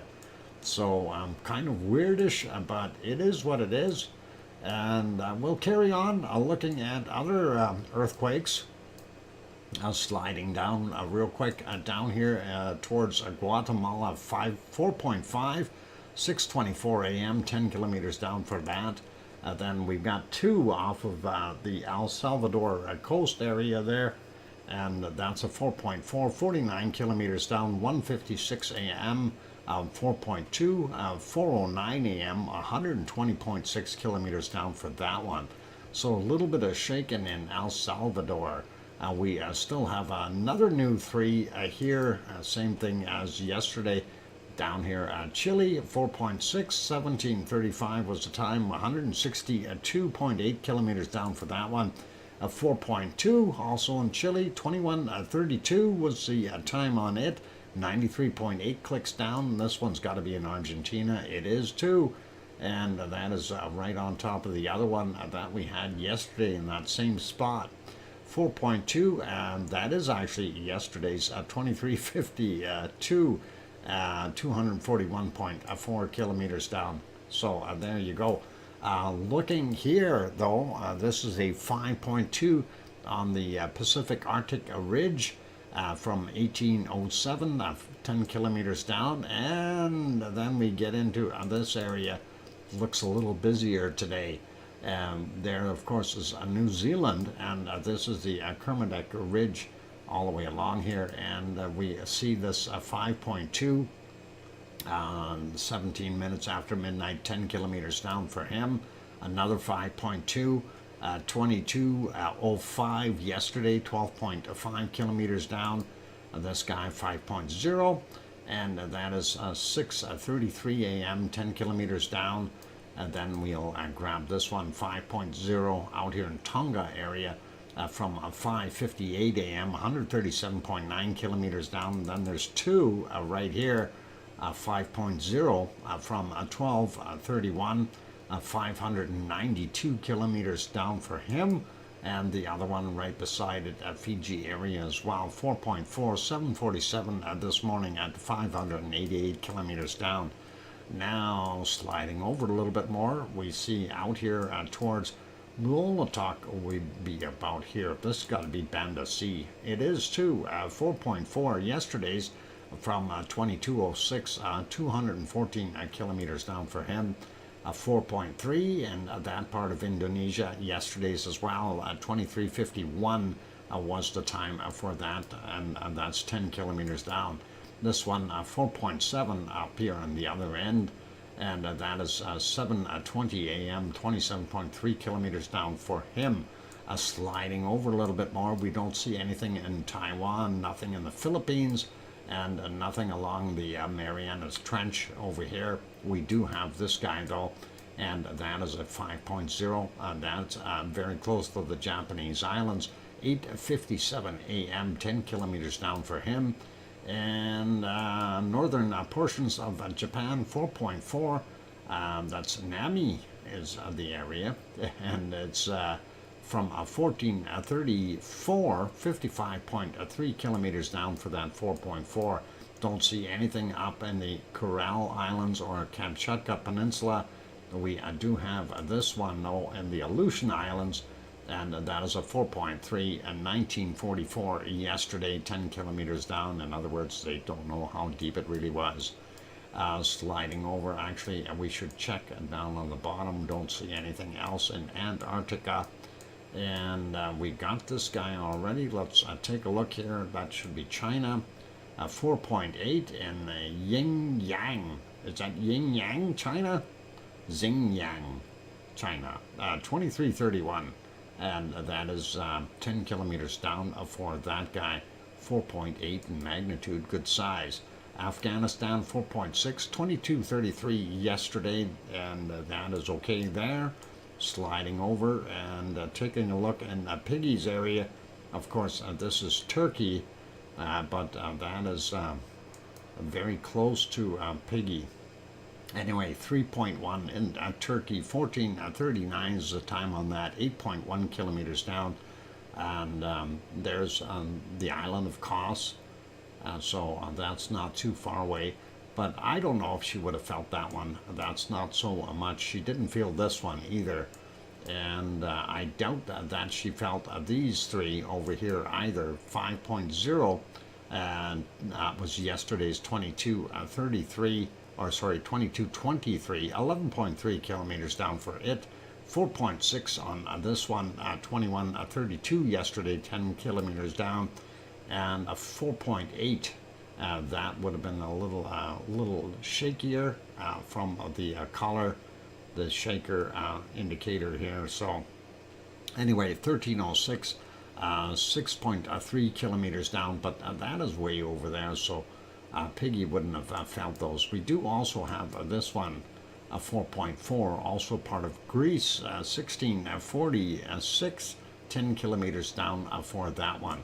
Now, getting over here, and we do see a couple interesting ones. We have another one here, 5.5, at the end of the Reykjans Ridge, where, of course, it is a part of the Mid-Atlantic Ridge, and Mid-Atlantic fault line, and of course 5.5 is sizable. 16:50 was the time on it, 10 kilometers down, and again they don't really know how deep it is. Also in the Azores here we had this 4.8, and of course that's why I was checking to see if there was anything else showing on the other map. but that was at 42 minutes after midnight, calling it 10 kilometers down there as well. Anyway, we don't see anything happening there in the Canary Islands, but let's go over to their map. Going to refresh it just to make sure we are up to date, and then we'll see what we've got going on. And we see a star flashing out here in the water. That is a 2.4, happened at 26 minutes after their midnight on the 30th. So fairly new, but that is nowhere near any of the islands. So let's be aware of that. And then we have this one from the 29th at 22:07 UTC, a 3.4 in magnitude. And of course, that is on the East Azores Ridge at the end of it. And then we will zoom into La Palma. And again, that star is way over there. So it is not on La Palma. And this one is, there's La Palma. Let's take a look for the 29th. We only have the one quake. And that would have been to the north of Cumbre Vieja volcano. And that is from 2102. That is 12 kilometers down for that one. You want a La Palma EQ for this one, Bob. La Palma EQ. That should bring this one up. So hopefully that'll work. Anyway, that is pretty awesome there. And that's it for our wonderful earthquake areas there. You guys are more than welcome to check that link out.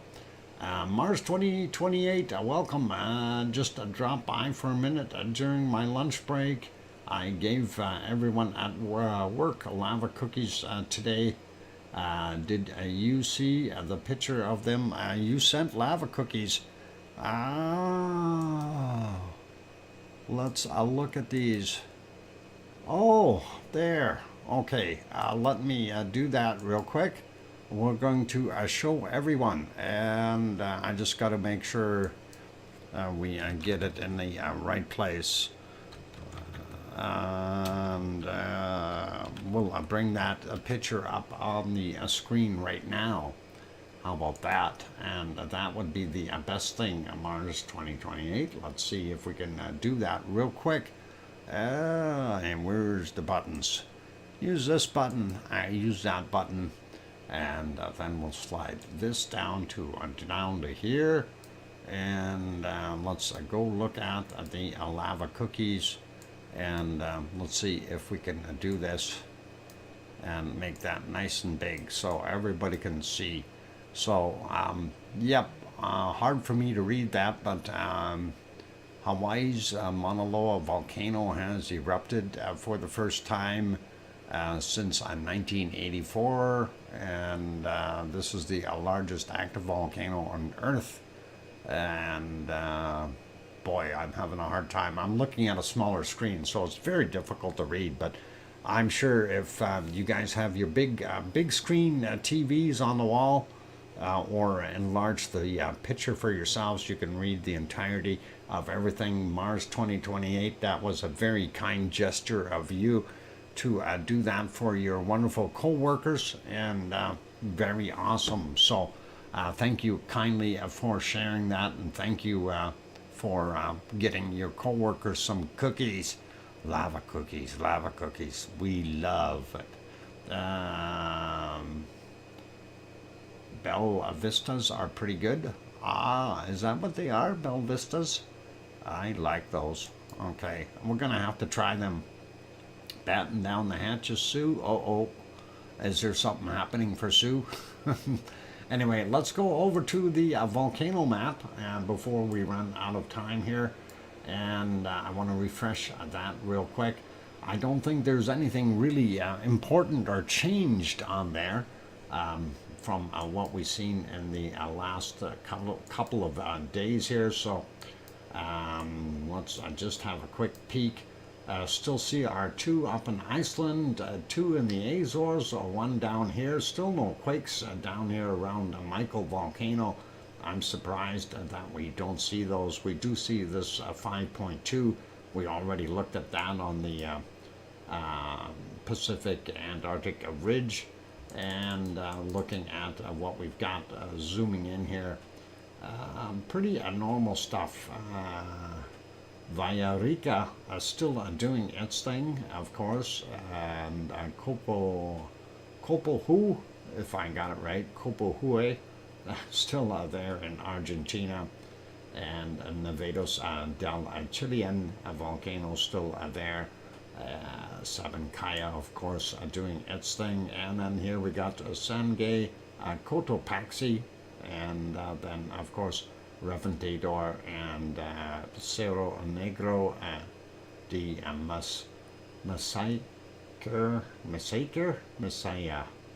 Massacre. I don't know what that one is, but that one's still a yellow anyway. Percy a yellow, and then Nevado del Ruz continuing to do its thing.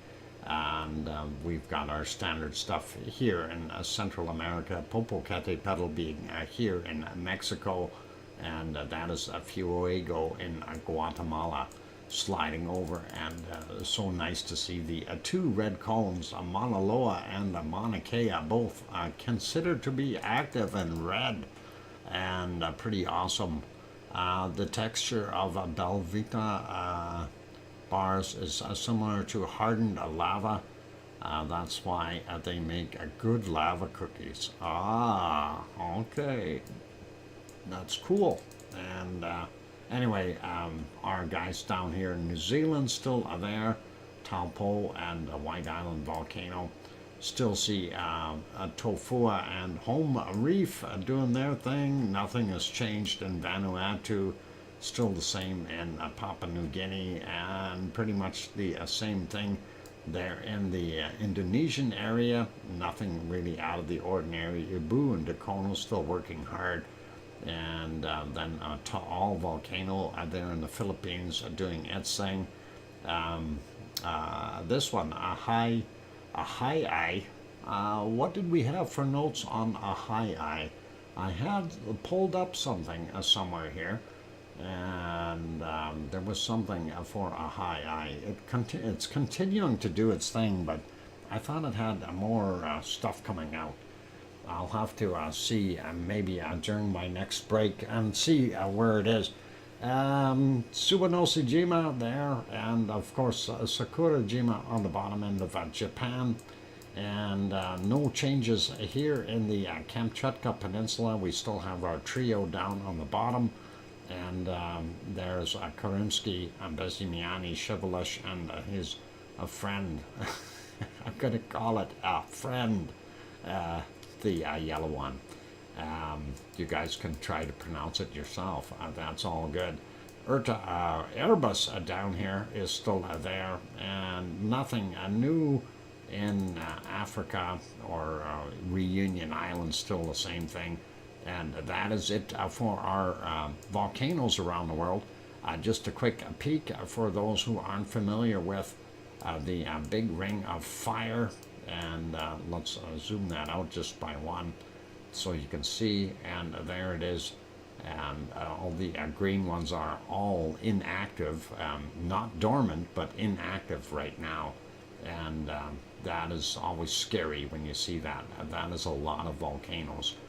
1,370 some volcanoes around the world that are green in color right now. If just 10% went, we'd be in trouble.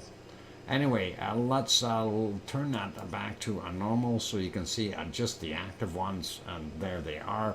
I'm going to go take another break, you guys, and it is that time. Going to get you back on some wonderful lava from this early morning from Mauna Loa, and of course that is courtesy of two pineapples. Excellent to see, and let's put the music on. And so for those good people who are here, if you have not yet hit that like button, please help us out. Give it a quick bop if you are enjoying the show.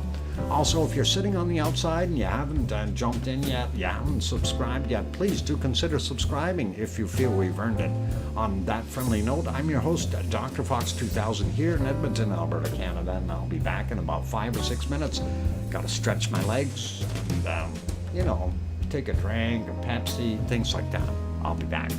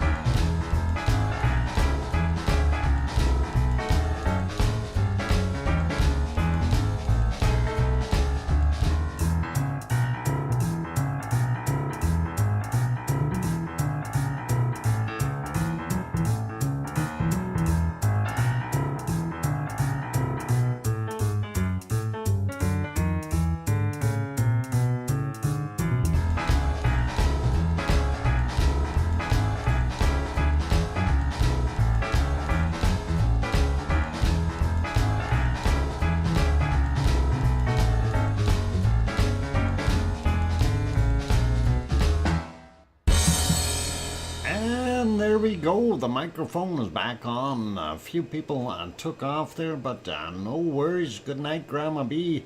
And thanks again for gifting that one membership. And Linda Schoof, also have yourselves a wonderful night there. And I think there was a couple others that took off, like Mars 2028 went back to work. So no worries. But anyway, thank you for the welcome backs from Sue Hayes, and I hear you, DrFox2000 from Sharon Stewart, and Kevin Haynes, thank you, and Rob and Chandel, thanks, and all good. So let's carry on with what we are up to next, and I do believe that is, we took a look at the Azores, and we took a look at all the volcanoes. We had a look at the volcano map, I think, and now it's SO2 time. So let's take a look at our SO2 map for today. I'm refreshing it, and then we will show it. And it is a little different than yesterday. And of course, I don't know if you can see the big red splotch. If that's any indicator to anyone about anything, and where did that come from, huh? And that is compliments of Mauna Loa, and that is continuing to drift out of Hawaii, and that is going to be happening for a while. Yesterday, that plume was actually going downward and went all the way over to the Baja, and actually onto into Mexico. So pretty awesome to see. But we see this really nice hairdo here.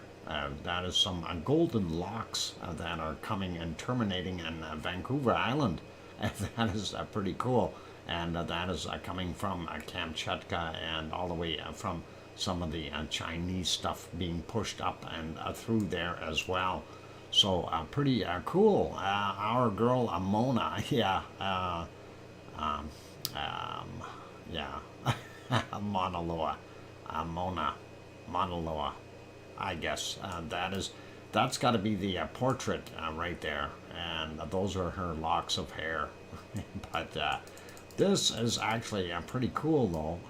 When you're looking at the volcano, notice everything is into the ocean, which is really good for them on the island because it's not sitting there. Unfortunately, some of that gas is sitting over top of Oahu and the further west islands, but most of that is sitting out in the Pacific, so that is good. What are you trying to pronounce? Moku Wio. Moku Wio. Cookster, I don't know if that's right, but wow. Moku, yeah, LOL, a native name for a caldera. How about I just stick to calling it a caldera? That is a little bit too much for me. I appreciate their language, and you know, it is what it is, though. I'll stick to Mauna Loa, yeah. Yeah, it's Mauna Loa is a lot easier to say.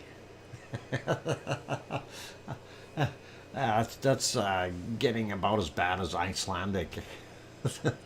At least, well, the thing is though, with the Hawaiian names, they at least, you know, when you see the vowel, you can kind of go through it. There's very distinctive sounds in the Icelandic language that are really difficult. So a real set of tongue twisters to be able to do that. I bet two pineapples can say it pretty though. Okay, you had pretty good at the Icelandic ones. Yeah, some of them Cookster, but there's a lot of the other ones that I am still working on. Anyway, looking at North America, really not all that bad, all things considered, and that's not so bad. Here, remember what I was saying, because of the plume going straight up right around Popocatépetl. So yeah, that is a very dark spot. The levels are fairly high right around the volcano, and of course that would also drift into Mexico City. So that's what we're seeing there for the most part. Some of it is pluming off into the Gulf of Mexico and up the Texas coastline here. So hopefully not too bad for them. Sliding down into Central America, that isn't bad, but we've got some weird circulations going on that are causing this stuff to stall out.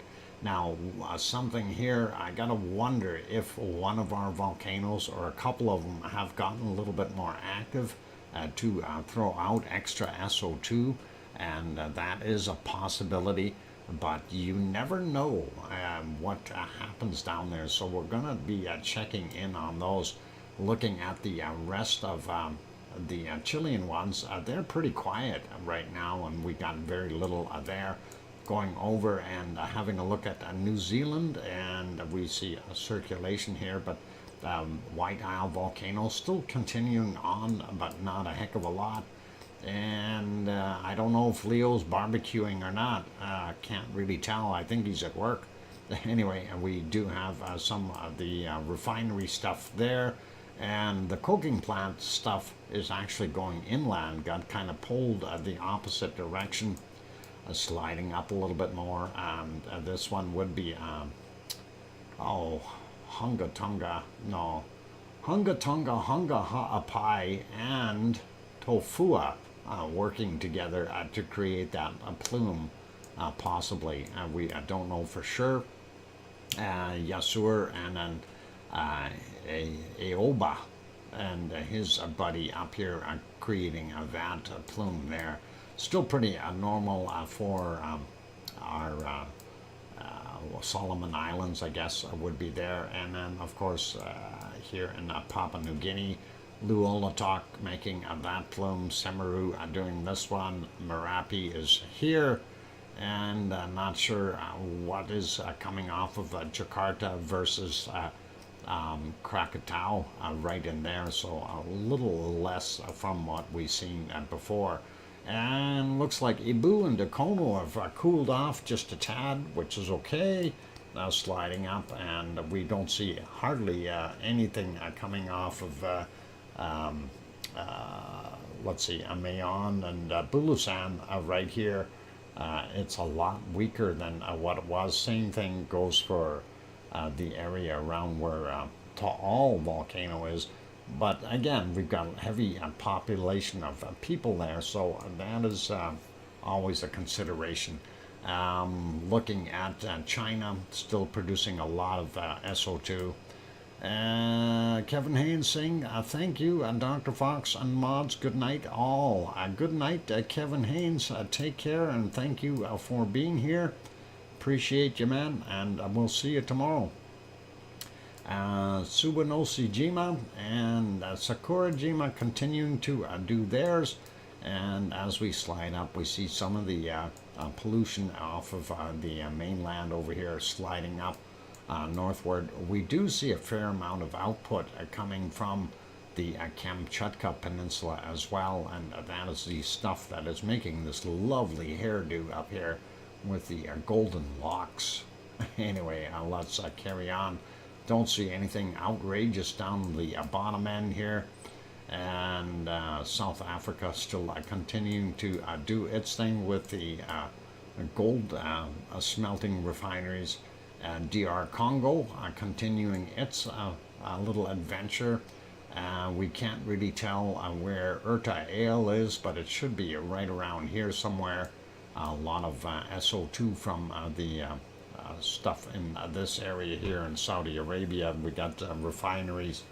Kuwait refineries, Baghdad has refineries, and in Iraq and those areas. So everybody's got some of that.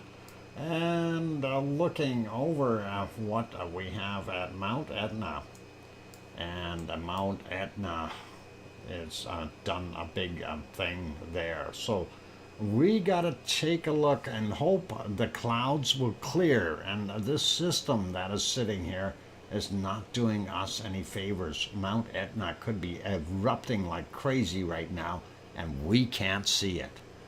That is really not good. Anyway, not bad in the rest of Europe, and we don't see anything coming off of Iceland at all as far as SO2 is concerned.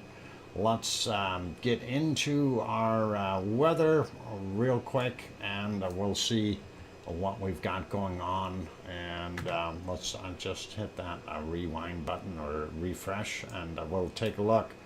And yep, starting to get cold, so I'm going to do this one really quickly here.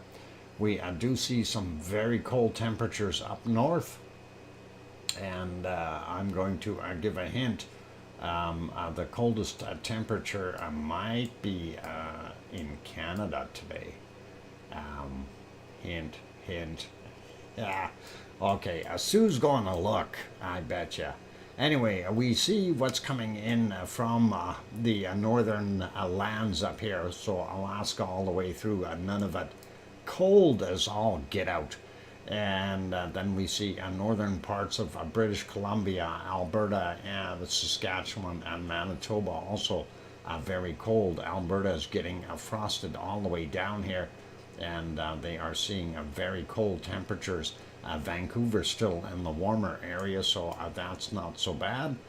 Looking at what we see here in Ontario, northern portions very cold. Here's that cutoff line, and that is kind of a neat looking ridge. Everything below that or to the east of it is warmer, and we do see 8 degrees down on the bottom end of the Ontario Peninsula there, if you want to call it that.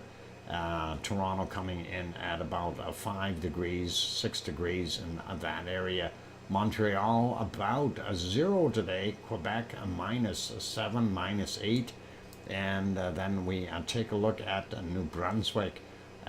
Burr -13, 14, 15, depending on where you are. 7, 6 on the bottom end here. Cole Harbor coming in at -4. Sue, wrap that palm tree up in a blanket, and that is not good for it. And going out here, it is even colder than what Sue's got out here in Newfoundland. And then looking at this, here's your culprit of the very cold high up here, keeping everything cold in Labrador, Newfoundland, and up in the northern portions of Quebec. Looking at the U.S., Big Bull, the Arctic cringe factor has moved in, and there it is.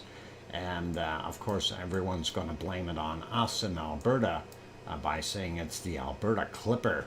Well, it's not from Alberta. You look where it's coming from. It's up here. It's not Alberta. Anyway, just passes through. But Portland coming in at 4 or 5 degrees. San Jose hitting about 7 or 8 today. LA coming in at about 14. Death Valley probably be something silly like about 13 or 14 Celsius. There it is. Thank you, Sue. And yep, wear a jacket, because if you don't have a jacket on, you are going to get, you will end up dead in Death Valley. It's cold there. 15 degrees there in Mexicali, not so warm either. 13 in Phoenix, 13 in Tucson, and that is the warmer part of Arizona. Wow. That is kind of chilly. And looking at most of New Mexico, kind of the same deal. And looking at Texas, that is where that ridge starts. And you know, you take a look up here at Amarillo, -3 degrees. Dallas is across the line, and they're at 14 degrees.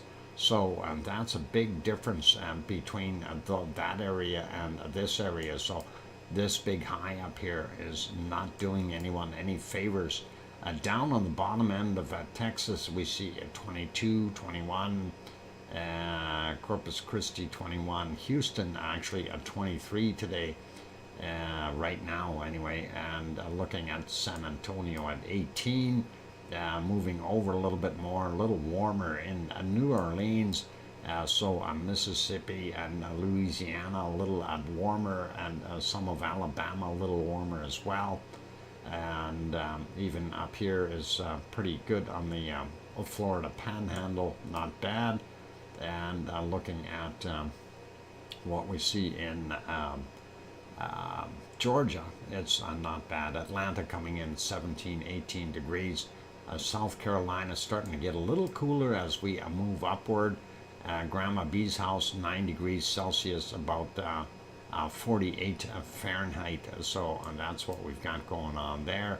Sliding up a little bit more, we see Philadelphia at 2, New York at 2, Boston is actually a little warmer at 4.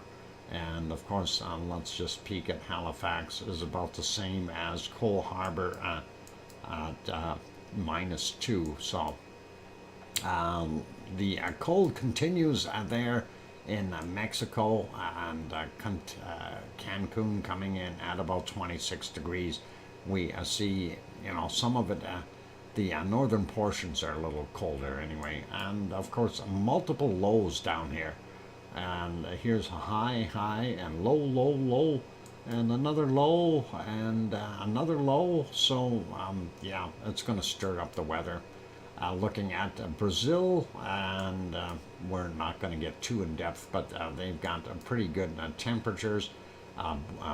Uruguay here, 24, 23, down to 17 in a couple of spots, but for the most part, not bad. And Argentina, most of it is fairly warm, same as Brazil and those areas.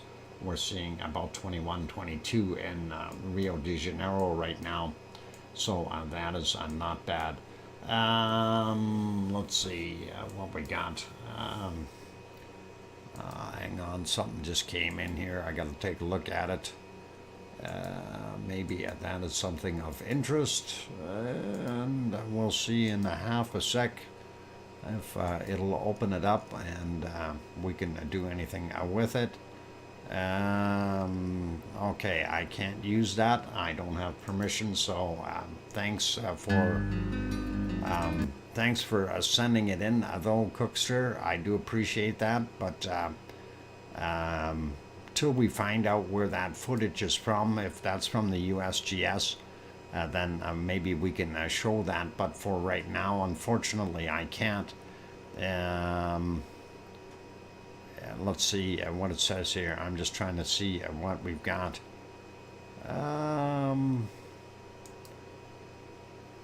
Okay, Hawaii pod. Yeah, I don't know whose footage that actually is, so I can't. Paradise helicopters footage used with permission. Okay, so yeah, thanks for sending it to me, but I can't use that right now. I don't have permission. I don't want to get a strike. Anyway, where the heck am I here? I lost myself. We got finished with there. We went over to New Zealand. That's where I went. And we see a low sitting there. That's still pulling that colder air up. And we do see that. And it is pretty cool there right now for the most part in the southern island. And the I guess Christchurch be a little bit warmer on there, about 15 right now. Wellington 16, and then we get all the way up to Auckland, up to 19. Looks like Hastings area is the hot spot at about 22, 23 in New Zealand. And looking at what we've got down here in Hobart on 14, 15 degrees down in Tasmania. Looks like not that bad of a day, but not the warmest that they could have. Melbourne coming in about 19 degrees right now, so pretty awesome.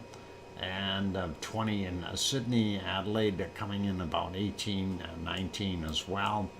We do see some incredibly hot temperatures, and it looks like there's a low sitting here, and Perth would be about 27, 29 degrees right now. And I bet you the hottest stuff is out here. 38 degrees Celsius right now. That's pretty darn warm. for Australia. But Australia is definitely warming up. Brisbane, not quite as warm today. About time they got a little bit of a break, 21 degrees Celsius. And looking at what we've got here in Fiji, 30 degrees, and that is pretty awesome. Same thing with Vanuatu, 28, 29. New Caledonia, same kind of temperatures. Incredibly hot there in Papua New Guinea at 32, 33 degrees. Same thing goes for the other stuff there. Quite warm.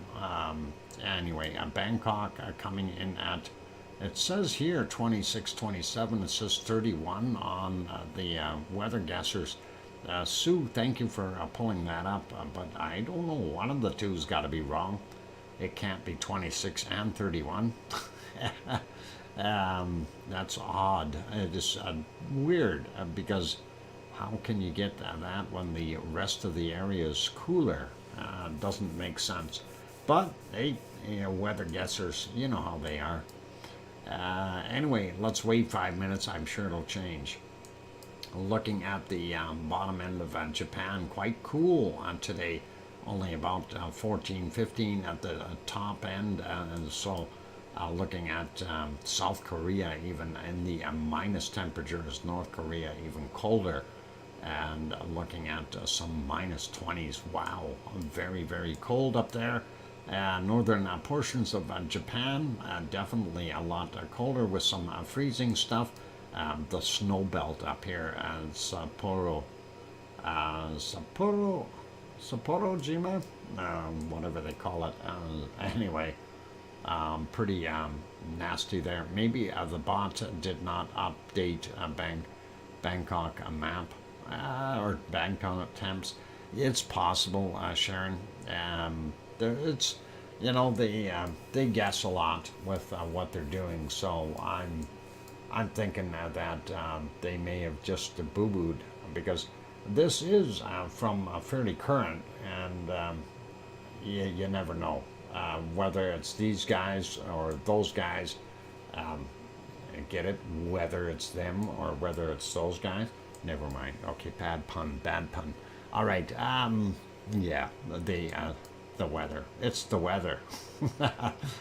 Cape Town coming in at about 16 degrees Celsius, and that sounds pretty steady for that. Whether or not they're right doesn't matter. It's a 50-50% chance, and that is awesome. Weather or weather? Yes, weather. Sue, really, whether or whether not, it doesn't make much of a difference. Not to us anyway. We're not there. I'm sure it would be a lot different if we were there. Then the weather would be different. But, talking about weathermen, what are they going to tell you on the radio? Well, it's 29 degrees Celsius again today. And, yeah, we have a chance of sunshine, rain, and, yeah, that's about it. So pick, and it'll happen. Anyway, looking at Africa, pretty normal. A little bit more warmth right here in. I'm not sure what country that is. What the heck country is this? I know that's Egypt. This is Ghana. This is Ethiopia. What country is that? Quick, somebody tell me, what country is it? We don't know. Never mind. Settings. Maybe they got something in settings. Sudan? You think that's Sudan? Saudi Arabia over there. Could be Sudan. Perhaps. Boy, oh boy. Sometimes I have to wonder. But anyway, they look like they're warm. Might be a place to go. Maybe not. Depends.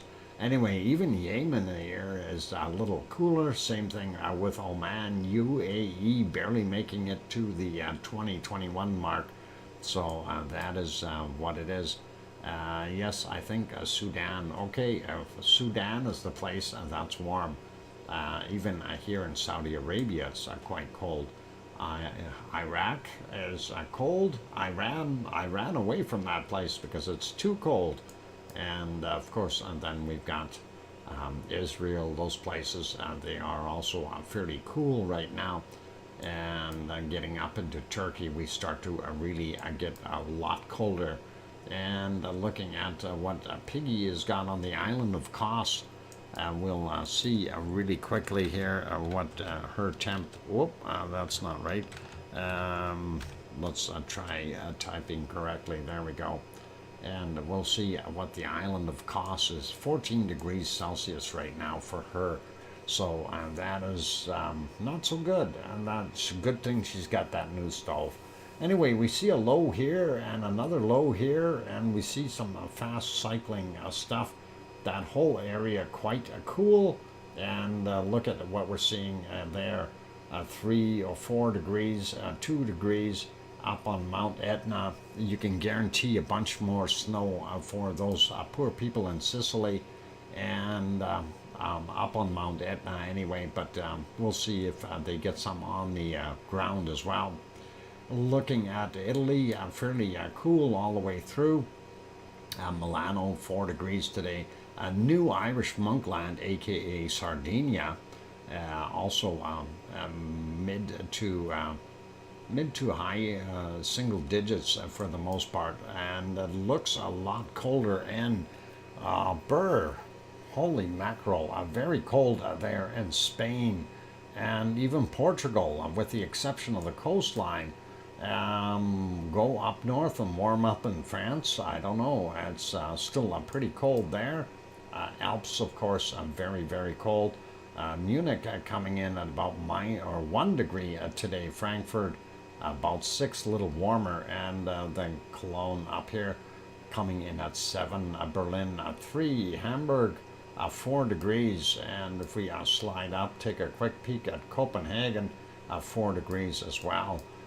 Looking at England, 5 degrees in London, Plymouth down here 9, they're getting a lot better, and these guys down here in Cork about 10 degrees. So I'm assuming somewhere over here where Irish Monk lives, that they'll have about 9 degrees. We do see Wales, not bad temperature, but Scotland a lot cooler. And let's go zoom out and look at this nasty cold high up here. And Moscow being at minus 11, St. Petersburg only minus 3. And let's take a look at Iceland. We see they are getting a little bit of that warmer air pushing through, so a little better than yesterday. Looks like Reykjavik at 9 degrees. Holy Batman, that is warm. And you'd be going for a walk at Ragnar at 8 or 9 degrees Celsius right now, but likely a lot of wind. So let's take a look at the precipitation, and we're going to do this really quickly. And looking at the western portions of the U.S. and Canada, we see that Bob is going to get nailed with snow. Bob lives down here somewhere, and he's lucky he's not a little further north, because they're supposed to get about, oh my God, 22 centimeters of snow, and that's getting up there to about 8 or 9 inches. Quite a bit of snow in that area, and even down here in Seattle and all into Oregon, quite a bit of snow. And of course, here they're predicting snow for us as well here in Edmonton. So we see some of that, but it doesn't look as thick as it could be. Maybe this stuff is going to move in. We'll see what happens. And of course, Manitoba, Northern Ontario, we've got lake effect snow happening here, and I'm sure those good people in Thunder Bay are probably wishing they weren't there. And looks like another big snowstorm in this area. Some places a foot of snow, getting close to that 30 centimeter mark, quite deep. And of course it's wet and heavy.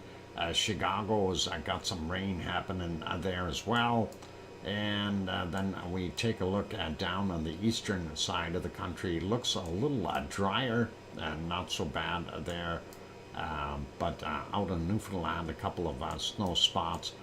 We see here that we have, looks like Tennessee and northern, well, Alabama, northern part of Georgia getting nailed as well. So they are getting some rain through Louisiana and Mississippi. They're doing their thing, sliding down Central America. Here's all these lows twisting everything in every which way, making things very confusing as to where the stuff was going. But that is pretty normal for this time of year. If we take a look at the coastal areas of Brazil, there's the reason it's a little cooler in Rio de Janeiro, but that'll go away in another month or so. We see that plume here, basically, and running through from, what is this? That'd be Bolivia, down through Argentina, not too bad. Down on the bottom end of South America, a little on the cold side. And of course, here's why it's so much colder there in wonderful New Zealand. They're getting rain all over the place. It's easier to say there's one spot that isn't getting rain than saying they're pretty much done. Everybody's getting it. There's a storm out here, and that is going to, I don't know where that's going to go. That's going to be interesting. We'll see if that slides off to the east. And looking at Tasmania, not bad down on the bottom. We do see here north of Brisbane, we've got a system coming in, and that is getting them quite a bit. So hopefully we'll see that. Let's rearrange all the countries to confuse everyone. Why don't we do that, Sue? That would be really cool. Like this one here, we'll call this Sardinia. And we'll call this Tasmania. How about that? And let's see, and this can become Madagascar. No, I don't know. That's going to be too cruel. Anyway, looking at our Indonesian, yeah, that will totally confuse Irish monk. Yeah, I should get a map and redo that just for giggles. Anyway, we do see a lot of different storm systems there within the Indonesian, Philippine, and Malaysian areas. I'm not going to worry about those. Sliding up, looking at what we've got here, snow up in northern Japan. Sea of Japan doesn't look too comfortable, neither does the Yellow Sea right there. We do see this big storm, and that is all feeding up into that wonderful bay up here. And of course, that is going across the Kamchatka Peninsula. We do see going up here through the Bering Straits, Bering Sea, and not good weather for them, and hopefully they'll be okay with that. Looking down here, looks like Reunion Island is getting a little bit of rain, but not bad. We do see this system right in between Madagascar and Africa, and that is pretty cool as well. And then we see the rain areas, and it is the rainy season. That's not going to last too long. It'll be over soon.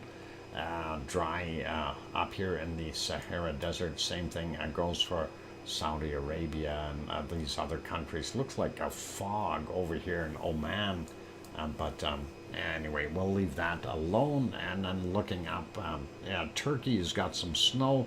Northern Iraq definitely getting some rain. Same thing with Syria. Is it raining at Piggy's house? I don't think so. No, not raining at Piggy's house right now, according to that map. And this mess in here, I wish this would leave. I really want this low and that low to go away, because I want to see what's happening at Mount Etna. And we'll leave that there.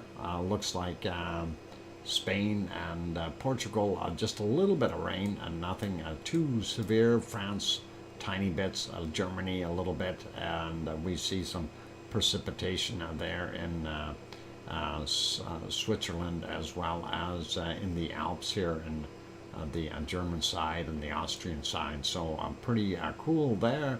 Sliding up, not so bad, and more fog there in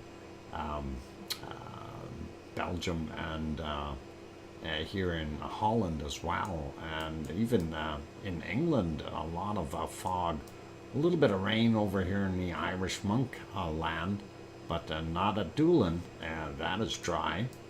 And of course, looking over at Denmark, not bad. But when you get into Sweden and Norway and Finland, snow, snow, snow, getting ready for Christmas. And gee, even though we got such nice warm weather, look at all that horrible rain. And that is coming in. So it warms up and it rains like crazy. And I do see some snow over here as well as ice rain. And of course we see the plumes of ice rain and snow here in Greenland. Not good, not good. All right, so the only thing left is find the cold temperature on the planet. Let's take a look at Antarctica first, and we'll see. It looks very, very warm here. Minus 38 degrees, minus 39. I seen minus 40. Holy mackerel. And let's see if we can find something colder. No, looks like about right there. Minus 39, minus 40. Yeah, I think I'm going to have to stick with a minus 40 for the bottom end, unless we can see something else. Minus 39 there. No, yeah, looks like a lot of minus 39. So a minus 40 over here on this side. I'll live with a minus 40 for right now on the bottom end of the planet. The top end of the planet, we'll take a look and see if it's changed a little. We had a minus 47 degrees over here, and that is pretty darn cold. Let's see if we can find something a little bit colder. And minus 48. Let's zoom in here a little bit and see. Minus 48. I think that's what I'm going to stick with, my minus 48. I don't see anything colder right there. What do we got? Still looking here. Minus 40. Yeah, 47. I've seen minus 48 in a couple of places there, so yeah, I think that is what I'm going to call it there. But let's see if we can beat it by a little bit. Minus 45. Yeah, no, I think we're done. Minus 48 in the northern continent, and the minus oh, I got beat big time. Sue she has to go do double duty today. Sue gets to go to feed the penguins and to go feed the mammoths. So and the reindeer. So oops, search is still on. Okay, I'm done. 48, minus 48 is all I've got for the coldest temps for my side here. I don't know where you found those colder temperatures there, Sue, but that is awesome. Minus 51 degrees Celsius on the northern continent. So, yep, Sue gets the 2 free trips, one to northern Russia and one to the Antarctic, and of course that'll be pretty awesome. Sue gets a double whammy. There you go, and all good. I bet you she was hunting in Canada like crazy. Anyway, that is all good. Oh, too much fun, you guys. Let's put it back on our wonderful Mauna Loa video and continue on with that as we wrap up the show for today, you guys. And that is all cool and awesome. That is going, and we need to switch there, and that is courtesy of two pineapples, of course, and that was from very early this morning when they were out there. And what a feed, hang on, split in two, penguins and mammoths circumvent of the world to feed them. Oh, okay, yeah, that's going to be a long trip. North Pole, South Pole. You'll make it. You'll be back by tomorrow. Anyway, that is awesome. Congrats to all of the search for the cold. Participants. Yeah, it's lavely cold, and that's why we put the heat back on the screen. You can feel the warmth coming from that wonderful volcano. And on that friendly note, it is time for me to wrap things up. So big thank you to everyone first off for being here. Appreciate each and every one of you, and you guys are awesome. Big thanks goes out to, of course, all the lavaliers in here.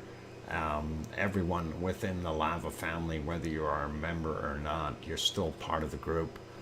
Just remember that, and we do appreciate all of you, and it's always nice to have you all come in. Big thanks to our super chatters for today. We had Pepper, who super chatted, as well as Piggy and Kate Crease, and also Grandma B gifted one membership today. So not huge stuff today, but that is awesome, and thank you very kindly for that wonderful support, you guys. And we do appreciate each and every one of you doing that. Also, I appreciate those guys that hit that like button. That is very important for us to get the member or the analytics working for us in the YouTube scenarios there. So all good for that. Thank you very kindly. If anyone hasn't hit that like button yet, please do help us out and give it a quick bop. Also, if you haven't subscribed yet and you enjoyed the show, by all means, give that button a big shot there. Turn it from red to gray, and don't forget to hit the bell notification. On those friendly notes, I also want to say thank you very much to our wonderful moderators, Arizona Snowman, Piggy, CND Boy, Gary 24/7 Live, AZ Skies, as well as Lucas and Joseph, if they happen to pop by. And a super big thank you to our wonderful friend, Two Pineapples.